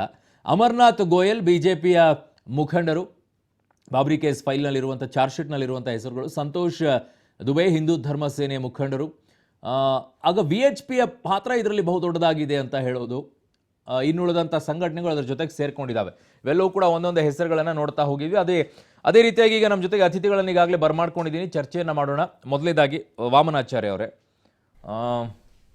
ಇವತ್ತು ದೋಷ ಮುಕ್ತರಾಗ್ಬೋದಾ, ಇಲ್ಲ ಜೈಲಿಗೆ ಹೋಗುವಂಥ ಪರಿಸ್ಥಿತಿ ನಿರ್ಮಾಣವಾಗತ್ತಾ? ಎಲ್ಲವೂ ಕೂಡ ತೀರ್ಪಿನ ಮೇಲೆ ನಿರ್ಧಾರ ಆಗುತ್ತೆ. ಬಟ್ ತಾವು ನೋಡುವಂಥ ರೀತಿ ಹೇಗೆ ಈ ಪ್ರಕರಣವನ್ನು? ಇದರಲ್ಲಿ ಮೊದಲು 2 ಥರದ ಕೇಸ್ಗಳನ್ನು ಫೈಲ್ ಮಾಡಿದರು. ಒಂದು ಕಾನ್ಸ್ಪಿರಸಿ, ಅಂದರೆ ಈ ಬಾಬ್ರಿ ಮಸೀದಿಯನ್ನು ಒಡೆಯೋದಕ್ಕೆ ಮೊದಲಿನಿಂದನೂ ವ್ಯವಸ್ಥಿತವಾದ ಪ್ಲ್ಯಾನ್ ಇತ್ತಾ ಅನ್ನೋದ್ರ ಬಗ್ಗೆನೂ ಇತ್ತು ಅಂತ ಒಂದು ಕೇಸ್ ಆಗಿದೆ. ಆದರೆ ನೀವು ಈಗಾಗಲೇ ಹೇಳಿದ್ರಿ, ಸ್ಕ್ರಿಪ್ಟ್ ಬರೆದು ಆಗೋ ಅಂಥ ಆ್ಯಕ್ಟಿವಿಟಿ ಇದು ಅಲ್ಲ ಅಂತ. ನಿಜವಾಗ್ಲೂ ಅಲ್ಲ. ಅಂದರೆ ಎಲ್ಲ ಪ್ಲ್ಯಾನ್ ಮಾಡಿಕೊಂಡು ಎಲ್ಲರೂ ಈ ಸಾಲಿನಲ್ಲಿ ನಿಂತು ಇಷ್ಟು ಜನ ಮ್ಯಾಲೆ ಹೋಗಿ ಮಸೀದಿಯನ್ನು ಒಡಿಬೇಕು ಅನ್ನೋವಂಥದ್ದು ಆಗಿದ್ದಿದ್ರೆ ಇಷ್ಟೆಲ್ಲ ಮಾಡೋದು ಯಾಕೆ ಬೇಕು? ಒಂದು ಗ್ರನೈಟ್ ಹಾಕಿದ್ರು ಒಡೆದೋಗುವಂಥ ಸ್ಥಿತಿಯಲ್ಲಿ ಆ ಮಸೀದಿ ಇತ್ತು. ಅದಕ್ಕೇನು ಜೀವ ಇರಲಿಲ್ಲ. ಸಾಮಾನ್ಯ ಕಾರ್ಯಕರ್ತರು ತಮ್ಮ ಕೈಯಲ್ಲಿದ್ದಂಥ ಸಣ್ಣ ಪುಟ್ಟ ವಸ್ತುಗಳಿಂದ ಅಷ್ಟು ದೊಡ್ಡ ಸ್ಟ್ರಕ್ಚರ್ ಬೆಳೆಸಿದ್ದಾರೆ ಅಂದರೆ ಇದರಿಂದ ಯಾವುದೋ ಒಂದು ಕಾನ್ಸ್ಪಿರಸಿ ಇತ್ತು ಅನ್ನೋದನ್ನು ಸಿದ್ಧ ಮಾಡೋದಕ್ಕೆ ಕಷ್ಟ ಇದೆ. 2ನೇ ಕೇಸ್ ಇದ್ದದ್ದು, ಅದಕ್ಕೆ ಆ್ಯಡ್ ಆನ್ ಮಾಡ್ತೀನಿ. 2ನೇ ಕೇಸಿಗೆ ಹೋಗಿದ್ದ ಮುಂಚಿತವಾಗಿ ಸ್ಕ್ರಿಪ್ಟ್ ಇಲ್ಲ ಅಂದ ಮಾತ್ರಕ್ಕೆ ಅಲ್ಲಿ ಏನೇನು ಕೆಲಸವನ್ನು ಮಾಡಬೇಕು ಅನ್ನೋದಕ್ಕೆ ಸ್ಕ್ರಿಪ್ಟ್ ಇಲ್ಲದೆ ಇರಬಹುದು. ಬಟ್ ಅಲ್ಲಿಗೆ ಹೋಗಬೇಕು ಅನ್ನೋದನ್ನ ಹೇಳೋದಕ್ಕಾದ್ರೂ ಇರಬಹುದಲ್ವಾ? ಅದು ಸಿದ್ಧ ಆಗ್ಬೇಕೀಗ. ಯಾಕಂದರೆ ಈ ಥರದ್ದನ್ನು ಪ್ರೂವ್ ಮಾಡೋದು ಇದೆಯಲ್ಲ, ವಿತ್ ಸಾಕ್ಷಿಗಳನ್ನು ಇಟ್ಕೊಂಡು ಅದರದ್ದು, ಅಂದರೆ 2 ಇರುತ್ತೆ ಇದರಲ್ಲಿ ಎವಿಡೆನ್ಸಸ್ಸು. ಒಂದು ಸ್ವತಃ ನೋಡಿದವರು, 2ನೇದ್ದು ಸರ್ಕಮ್ಸ್ಟೆನ್ಷಿಯಲ್ ಎವಿಡೆನ್ಸಸ್ ಅಂತ ಕರೀತಾರೆ. ಆ ಥರದ ವಾತಾವರಣವನ್ನು ನಿರ್ಮಿಸಿದರು ಅಂತ. 2ನೇದ್ದು ಮುಖ್ಯವಾಗಿ ಉಮಾಭಾರತಿ ಅದ್ವಾನಿ ಅವ್ರ ಮೇಲೆ ಇರೋದು ಕಾನ್ಸ್ಪಿರಸಿಗಿಂತೂ ಹೆಚ್ಚಾಗಿ ಪ್ರೊರೋಗೇಟಿವ್ ಸ್ಪೀಚ್ ಮಾಡಿದರು ಅಲ್ಲಿ ಅನ್ನೋವಂಥದ್ದು ಒಂದು ಕೇಸ್. ಪ್ರಚೋದನೆಯನ್ನು ಮಾಡಿದರು ಇದನ್ನು ಒಡೆಯೋದಕ್ಕೆ ಮಾಡಿದಂಥ ಪ್ರಚೋದನೆ ಕೂಡ ಒಂದು ಅಪರಾಧ. ಅಂದರೆ ಯಾವುದೇ ಒಂದು ದುಷ್ಕೃತ್ಯ ಅಥವಾ ಕೃತ್ಯವನ್ನು ಮಾಡಿದಾಗ ಅದು ಅದರ ಹಿಂದೆ ಯಾರಾದರೂ ಒಬ್ಬರು ಹೇಳಿದ್ದಕ್ಕೆ ಮಾಡಿದ್ದಾರೆ, ಪ್ರಚೋದನೆ ಮಾಡಿದ್ದಾರೆ ಅನ್ನೋದು ಕೂಡ ಒಂದು ಅಫೆನ್ಸ್ ಆಗ್ಬೋದು. ಅದು ಆಗುತ್ತೋ ಇಲ್ಲೋ, ಅದರ ಮೇಲೆ ಹೇಗೆ ಪ್ರೂಫ್ ಬರುತ್ತೆ ಅನ್ನೋದನ್ನು ಈಗ ನಾವು ಮುಂದೆ ಬರುವಂಥ ಡಿಸಿಷನ್ನಲ್ಲಿ ನೋಡ್ಬೋದು. ಇದು ಈ 2 ಕಡೆಗೆ ಕರ್ನಾಟಕದವರೇ ಆದಂಥ ದತ್ತು ಅವರು ಚೀಫ್ ಜಸ್ಟಿಸ್ ಆದಾಗ ಸುಪ್ರೀಂ ಕೋರ್ಟಲ್ಲಿ ಆ ಕೇಸನ್ನು 2 ಸೇರಿಸಿ ಒಂದೇ ಕೇಸನ್ನು ಮಾಡಿದ್ದಾರೆ. ಈಗ ನಡೀತಿರೋದು CBI ಅಂಡರ್ ಇರುವಂಥ, ಅಂದರೆ ಸಾಧಾರಣ ಸೆಷನ್ ಜಡ್ಜ್ ಲೆವೆಲ್ಲಿನ ಇದು ಇದೆ. ಇದು ಅಲ್ಲಿ ಆದಮೇಲೆ ಕೂಡ ಇದ್ರ ಮೇಲೆ ಹೈಕೋರ್ಟ್ ಇದೆ, ಇದ್ರ ಮೇಲೆ ಸುಪ್ರೀಂ ಕೋರ್ಟ್ ಇದೆ, ಇದು ಇಲ್ಲಿಗೆ ಏನು ಮುಗಿಯೋದಲ್ಲ. ಓಕೆ. ಯಾಕೆಂದರೆ ಈಗಿರುವಂಥ CBI ಕೋರ್ಟಿನ ಡಿಸಿಷನ್ ಇದೆಯಲ್ಲ, ಇದು ಒಂದು ಲೆವೆಲ್ ಅಂದರೆ ಸಾಧಾರಣ ಸೆಷನ್ ಕೋರ್ಟ್ ಅಥವಾ ಡಿಸ್ಟ್ರಿಕ್ಟ್ ಕೋರ್ಟ್ಗೆ ಆಗುವಂಥ ಲೆವೆಲ್ದ ಒಂದು ಕೇಸ್ ಇದೆ. ಪ್ರಶ್ನೆ ಮಾಡೋಕೆ ಅದಕ್ಕೆ ಹಕ್ಕಿದೆ. ಹೈಕೋರ್ಟಿಗೆ ಒಂದು ರಾಯ್ಬರೇಲಿಯಲ್ಲಿತ್ತು, ಇನ್ನೊಂದು ಲಖನೌದಲ್ಲಿತ್ತು. ಈಗ ಎರಡೂ ಸೇರಿ ಒಂದೇ ಕೋರ್ಟ್ ಅಂಡರ್ ಬಂದಿವೆ. ಇದರಲ್ಲಿ ಕೂಡ ಜಜ್ಮೆಂಟ್ನಲ್ಲಿ ಮತ್ತೆ 2 ಹಂತಗಳಿದೆ. ಇವತ್ತು ಮೊದಲನೇ ಹಂತದಲ್ಲಿ ಇಷ್ಟಿಷ್ಟು ಜನ ಆರೋಪಿಗಳ ಮೇಲೆ ಇದರದ್ದು ಪ್ರೂಫ್ ಸಿಕ್ಕಿರೋದ್ರಿಂದ ಇವ್ರಿಗೆ ಇವರು ಇಂತಿಂಥದನ್ನು ಮಾಡಿದ್ದಾರೆ, ಇದು ಸರಿ ತಪ್ಪು ಅನ್ನೋದನ್ನು ಇವತ್ತು ಹೇಳಿ, ಜನರಲಿ ಕ್ರಿಮಿನಲ್ ಕೇಸ್ನಲ್ಲಿ ಆಗೋದೇನು ಅಂದರೆ ಇವ್ರಿಗೆ ಏನು ಶಿಕ್ಷೆ ಆಗಬೇಕು ಅನ್ನೋದನ್ನು ಇವತ್ತೇ ಹೇಳದೇ ಇರ್ಬೋದು. ಅದಕ್ಕೆ ಮತ್ತೊಂದಿಷ್ಟು ದಿವಸ ತಗೊಂಡು ಅದ್ರ ಮೇಲೆ ಮತ್ತೆ ಆರ್ಗ್ಯುಮೆಂಟ್ಗಳಾಗಿ ಅವ್ರು ಹೇಳಿದ ಪಾಯಿಂಟ್ಗಳನ್ನು ವಕೀಲರಿಗೆ ಕೊಟ್ಟ ನಂತರ ಮತ್ತೆ ಇದ್ರ ಮೇಲೆ ಚರ್ಚೆ ಆಗ್ಬೋದು. ನಾನು ಇದರಲ್ಲಿ ಲೀಗಲ್ ವಿಷಯಗಳಿಗಿಂತೂ ಹೆಚ್ಚಾಗಿ ಅಲ್ಲಿ ಏನು ನಡೀತು ಅನ್ನೋದನ್ನು, ಅವತ್ತು ನಾವೆಲ್ಲ ಅತ್ಯಂತ ಸಕ್ರಿಯರಾಗಿದ್ವಿ. ನಿನ್ನೆ ಕೂಡ ನಿಮ್ಮ ಕಡೆಯಿಂದ ಫೋನ್ ಮಾಡಿದಾಗ ನಂಗೆ ಅದನ್ನೇ ಹೇಳಿದರು, ನೀವು ಆವಾಗ ಸ್ವತಃ ನಿಂತು ಈ ಆ್ಯಕ್ಟಿವಿಟಿಯಲ್ಲಿ ಭಾಗವಹಿಸಿದವರು, ಅದಕ್ಕೆ ನೀವು ಬರಬೇಕು ಅಂತ ಮಸೂದ್ ಅವ್ರು ಹೇಳಿದರು. ನನಗೂ ಕೂಡ ಹಿಂದಿನ ದಿನಗಳ ನೆನಪಾದು. ಅಂದರೆ ಅವತ್ತಿನ ದಿನಗಳಲ್ಲಿ ಇದ್ದಂಥ ಒಟ್ಟು ವಾತಾವರಣದಲ್ಲಿ ಪ್ಲ್ಯಾನ್ ಮಾಡ್ಕೊಂಡು ಹೋಗಿ, ನಮಗೇನು ಈಗ ನಾನು ಇಡೀ ಬೆಂಗಳೂರು ಮತ್ತು ಈ ಭಾಗ ಇನ್ಚಾರ್ಜ್ ಇದ್ದಾಗ ಕೂಡ ನಮ್ಮನ್ನು ಕರೆದು ಹೀಗೆ ಇಂತಿಂಥವ್ರನ್ನೇ ಕಳಿಸಿ ಇಂಥ ಆಯುಧಗಳನ್ನು ತೊಗೊಂಡು ಬರಬೇಕು, ಇಂಥಲ್ಲಿ ನಿಂತುಬಿಟ್ಟು ಹೊಡಿಬೇಕು ಅಂತ ನನಗೆ ಯಾರೂ ಹೇಳಿದ್ದು ನನಗೇನೂ ನೆನಪಿಲ್ಲ. ಯಾಕೆಂದರೆ ಭಾವನೆಗಳು, ಹೃದಯ ಅನ್ನೋದಿದೆಯಲ್ಲ, ನಮ್ಮ ಅನಿಸಿಕೆಗಳಿವೆಯಲ್ಲ, they are much stronger than any weapons, any plan, any conspiracy. ಏನು ಇಲ್ಲದೆ ಕೂಡ ಇಡೀ ದೇಶ 500 ವರ್ಷ 450 ವರ್ಷಗಳ ಹಿಂದೆ ಈ ಬಾಬ್ರಿ ಮಸೀದಿ ಕಟ್ಲಾಯಿತು, ರಾಮ ಮಂದಿರವನ್ನು ಕೆಡವಿ ಅಂತ ನಮ್ಮ ಅನಿಸಿಕೆ ಇದೆ. ಅದಕ್ಕೆ ಪ್ರೂಫು ಇತ್ಯಾದಿ ಆಮೇಲೆ ಬಂದು ಮೊನ್ನೆ ಕೂಡ ರಾಮ ಮಂದಿರದ ನಿರ್ಣಯ ಆಗೋಗಿದೆ. ಇನ್ನೊಂದು ವಿಷಯ ನಂಗೆ ಹೇಳಬೇಕಾಗಿದ್ದು ಏನು ಅಂದರೆ, ಆನೆ ಹೋದ್ಮೇಲೆ ಇವತ್ತು ನಡೀತಿರೋದು ಬರೀ ಬಾಲಕ್ಕಾಗಿ ಹೋರಾಟ. ಆನೆ ಹೋಗ್ಬಿಟ್ಟಿದೆ, ರಾಮ ಮಂದಿರ ಅಲ್ಲಿ ಕಟ್ಟಬೇಕು, ಅಲ್ಲಿ ಮಂದಿರ ಇತ್ತು ಅನ್ನೋದನ್ನು ಅದಕ್ಕಿಂತ ದೊಡ್ಡದಾದಂಥ ಸುಪ್ರೀಂ ಕೋರ್ಟ್ ಗೊಗೊಯ್ ಅವರ ನೇತೃತ್ವದಲ್ಲಿ ಪೂರ್ತಿ ಹೇಳಾದ ಮೇಲೆ ಒಂದು ಸೆಷನ್ ಕೋರ್ಟ್ನಲ್ಲಿರುವಂಥ ಇವ್ರು ಏನು ಮಾಡಿದ್ರು, ಉದ್ದೇಶ ಏನಿತ್ತು ಅದು ಈಡೇರಿಬಿಡ್ತು, ಇನ್ನು ಉಳಿದಿದ್ದು ಸಣ್ಣ ಪುಟ್ಟದ್ದು. ಹೀಗಾಗಿ ನಮಗೆ ದೊಡ್ಡದಾದಂಥ ಜಯ ಸಿಕ್ಕಿದ್ದು ರಾಮ ಮಂದಿರ ಈಗಾಗಲೇ ಆಗಿಬಿಟ್ಟಿರೋದ್ರಿಂದ, ಅಂದರೆ ಕೇಸ್ ಕ್ಲಿಯರ್ ಆಗಿರೋದ್ರಿಂದ ಇಲ್ಲಿ ಉಮಾಭಾರತಿಯವರು ಹೇಳಿದ್ದು ಭಾಳ ಸತ್ಯವಾಗಿದ್ದಿದೆ ಮತ್ತು ಅತ್ಯಂತ ಯೋಗ್ಯವಾದದ್ದಿದೆ. ಒಬ್ಬ ಹೋರಾಟಗಾರನಿಗೆ ಇರಬೇಕಾದಂಥ ಹೃದಯ ಏನಿದೆ ಅದನ್ನು ಉಮಾಭಾರತಿಯವರು ಇವತ್ತು ಬಿಚ್ಚಿ ಹೇಳಿ ತೋರಿಸಿದ್ದಾರೆ. ಏನು ಅಂದರೆ, ಇದರಲ್ಲಿ ಶಿಕ್ಷೆ ಆದರೂ ನೇಣಿಗೇರಿಸಿದ್ರೂ ಖುಷಿಯಾಗಿ ಹೋಗ್ತೇವೆ ಅನ್ನೋಂಥ ಮಾನಸಿಕತೆಯಲ್ಲಿ ಅಲ್ಲಿರುವಂಥ 32 ಜನ ಅಲ್ಲ, ಆ 32 ಜನ 1.5 ಲಕ್ಷ ಜನರದಲ್ಲ, ಭಾರತದ ಅಂದರೆ ಅಟ್ಲೀಸ್ಟ್ ಒಂದು 100 crore ಜನರದು ಮಾನಸಿಕತೆಯನ್ನೇ ಅಲ್ಲಿ ಹೇಳಿದ್ದಾರೆ ಅವರು. ಹೀಗಾಗಿ ನೀವು ಬೇಕಿದ್ರೆ ನೇಣಿಗೆ ಹಾಕಿ ಶಿಕ್ಷೆ ಏನಾಗತ್ತೆ ಅನ್ನೋದ್ರ ಬಗ್ಗೆ ನಾವು ಬಹಳ ಏನು ತಲೆ ಕೆಡಿಸ್ಕೊಂಡಿಲ್ಲ. 2 ಕಾರಣಕ್ಕೆ. ಒಂದು, ಏನಾಗಬೇಕಾಗಿತ್ತು, ಆನೆ ಹೋಗಿದೆ. ಓಕೆ, ನಿಮ್ಗೆ ಅದೇನು ಕಾರಣ ಅಂತ ಬರ್ತೀನಿ ನಿಮ್ಮ ಹತ್ರ. ಒಂದೇ ಒಂದು ವಿರಾಮ ತಗೊಳ್ತೀನಿ, ವಾಪಸ್ ನಿಮ್ಮ ಹತ್ರ ಮಾತಾಡ್ತೀನಿ ನಾನು, ಏನು ಕಾರಣಗಳು ಅಂತ ಹೇಳಿ. ಇನ್ನೊಂದು ಕಡೆಗೆ VHPಯ ಪಾತ್ರ ಅವತ್ತು ಬಹುದೊಡ್ಡದಾಗಿತ್ತು. ಕಾರಸೇವಕರು ಹೋಗಿದ್ದು ಒಂದೊಂದು ರಾಜ್ಯಗಳಿಂದ ಹಾಗೆ ಗುಂಪು ಕಟ್ಕೊಂಡು ಹೋಗಿದ್ದು. ಆಗಲೇ ಹೇಳ್ತಾ ಇದ್ರು ವಾಮನಾಚಾರ್ಯ ಅವರು, ಅದನ್ನು ನಾನು ಓದ್ತಾ ಇದ್ದಾಗ ನೋಡ್ತಾ ಇದ್ದೆ.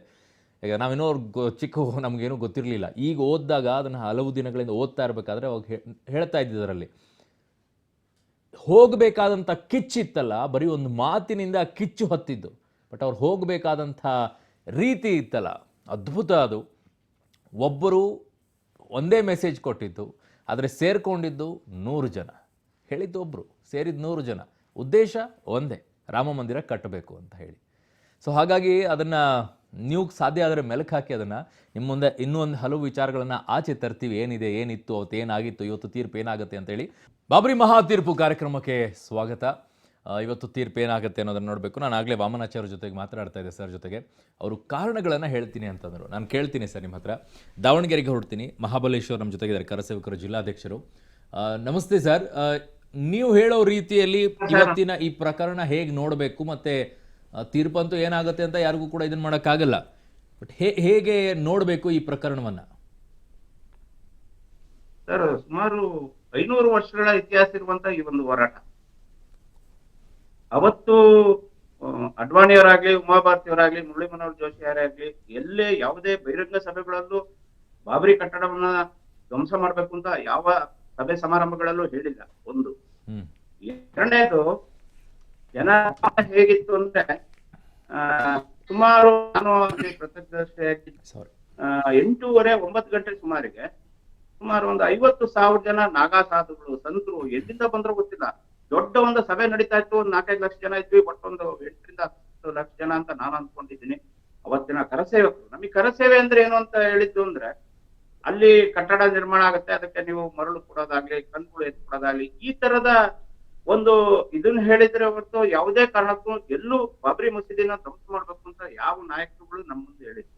ಒಂದು. ಎರಡನೇದು, ಅವತ್ತಿನ ಬಹಿರಂಗ ಸಭೆಯಲ್ಲಿ ಇರ್ಬೋದು, ಇಡೀ ಅಯೋಧ್ಯೆಯ 4-5 ಕಿಲೋಮೀಟರ್, ಸುಮಾರು ಒಂದು 10 ಕಿಲೋಮೀಟರ್ ಸುತ್ತಳತೆಯಲ್ಲೂ ಮೈಕ್ ಅಲ್ಲಿ ವೇದಿಕೆಯಲ್ಲಿ ಏನ್ ಮಾತಾಡ್ತಿದ್ರು ಅದೆಲ್ಲ ಇಡೀ ಅಯೋಧ್ಯೆನೇ ಕೇಳಿಸ್ತಾ ಇದೆ. ಅವತ್ತೂ ಸಹ ಯಾರು ಆ ಮಸೀದಿಗೆ ಧ್ವಂಸ ಮಾಡ್ಬೇಡಿ, ಆ ಬಾಬರಿ ಕಟ್ಟಡವನ್ನ ಧ್ವಂಸ ಮಾಡ್ಬೇಡಿ, ಅದ್ರ ಹತ್ರ ಹೋಗ್ಬೇಡಿ ಅಂತ ಹೇಳ್ತಾ ಇದ್ದಾರೆ ಹೊರತು ಯಾರೂನು ಆ ಇದನ್ನ ಕಟ್ಟಡವನ್ನ ಇದನ್ ಮಾಡಿ ಅಂತ ಯಾವ ನಾಯಕರುಗಳು ಎಲ್ಲೂ ಹೇಳಿಲ್ಲ. ಆದ್ರಿಂದ ಇವತ್ತು ನಮ್ಮ ನಾಯಕರುಗಳ ಮೇಲೆ ಏನು ಆರೋಪ ಬಂದಿದೆ, ಆ ಆರೋಪ ಮುಕ್ತರಾಗಿ ಬರ್ತಾರೆ ಅನ್ನೋದು ನನ್ನ ಭಾವನೆ. ಮಹಾಬಲೇಶ್ವರ ಒಂದು ಕಡೆಗೆ VHP ಆ ಸಂದರ್ಭದಲ್ಲಿ ಅಯೋಧ್ಯೆಯಲ್ಲಿ ಒಂದು ಕಾರ್ಯಕ್ರಮವನ್ನ ಹಮ್ಮಿಕೊಳ್ಳುತ್ತೆ ಅಯೋಧ್ಯೆಯಲ್ಲಿ. ಅದರ ಹಿಂದಿನ ವರ್ಷವೇ ಲಾಲ್ಕೃಷ್ಣ ಅಡ್ವಾಣಿ ಅವರು ರಥಯಾತ್ರೆಯನ್ನ ಆರಂಭ ಮಾಡ್ತಾರೆ. ರಥಯಾತ್ರೆ ಇದ್ದಿದೆ ಅಯೋಧ್ಯೆಯಲ್ಲಿ ರಾಮ ಮಂದಿರ ಆಗಬೇಕು ಅಂತ ಹೇಳಿ. ಆ ರಥಯಾತ್ರೆಯ ಉದ್ದಕ್ಕೂ ಕೂಡ ಹಲವು ರೀತಿಯಾದಂಥ ಪ್ರಚೋದನೆಗಳಾಗಿದೆ ಅನ್ನೋದು ಇದರಲ್ಲಿ ದೊಡ್ಡ ಮಟ್ಟದಲ್ಲಿರುವಂತಹ ವಾದ. ಸರ್ ಒಂದ್ ಹೇಳಲಿಕ್ಕೆ ಇಷ್ಟಪಡ್ತೀನಿ. ನಾನು ಅನೇಕ ರಥಯಾತ್ರೆಯಲ್ಲಿ ಹುಮ್ನಾಬಾದಿಗೆ ನಾನು ಮತ್ತೆ ನಮ್ಮ ಶಂಕರನಾರಾಯಣರು ಅಂತೇಳಿ ನಾವು ಲಾರಿಲಿ ಹತ್ಕೊಂಡು ಹೋಗಿದ್ವಿ. ಹುಮ್ನಾಬಾದಿಗೆ ಬಂದಿತ್ತ ರಥಯಾತ್ರೆ.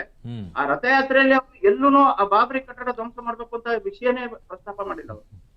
ನಾನು ಅದು ಬಿಟ್ಟು ಮಂಗಳೂರಿನಲ್ಲಿ ಬಹಿರಂಗ ಸಭೆಗೆ ಹೋಗಿದ್ದೆ, ನಮ್ ದಾವಣಗೆರೆಗೆ ಬಂದಿದ್ರು, ಅವ್ರಿಗೊಂದು ನಿಧಿ ಸಮರ್ಪಣೆ ಇತ್ತು. ಬೆಂಗಳೂರಿಗೆ ಹೋಗಿದ್ದೆ, ಹುಬ್ಬಳ್ಳಿಗೆ ಹೋಗಿದ್ದೆ, ಯಾವ ಕಾರ್ಯಕ್ರಮದಲ್ಲೂ ಎಲ್ಲೂ ಬಾಬರಿ ಮಸೀದಿ ಧ್ವಂಸ ಮಾಡ್ಬೇಕು ಅಂತ ಹೇಳೇ ಇಲ್ಲ ನನಗೆ ಗೊತ್ತಿದ್ದಂಗೆ. ಸರ್, ಬಹಿರಂಗವಾಗಿ ಎಲ್ಲೂ ಕೂಡ ಬಾಬರಿ ಮಸೀದಿಯನ್ನ ಧ್ವಂಸ ಮಾಡಬೇಕು ಅಂತ ಹೇಳಕ್ ಯಾರು ಮುಂದಾಗ್ತಾರೆ ಸರ್? ಹೊರಗಡೆಗೆ ಇರುವಂತ ಒಂದು ಉತ್ಸಾಹವನ್ನ ತುಂಬೋದು ಬೇರೆ ಆಗತ್ತೆ.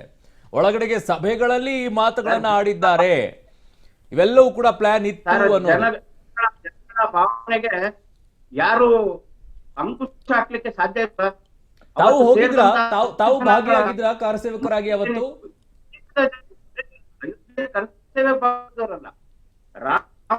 ಓಕೆ, ನೀವು ಹಾಗೆ ಇರಿ ಸರ್, ನಿಮ್ಮನ್ನು ಮಾತಾಡಿಸ್ತೀನಿ.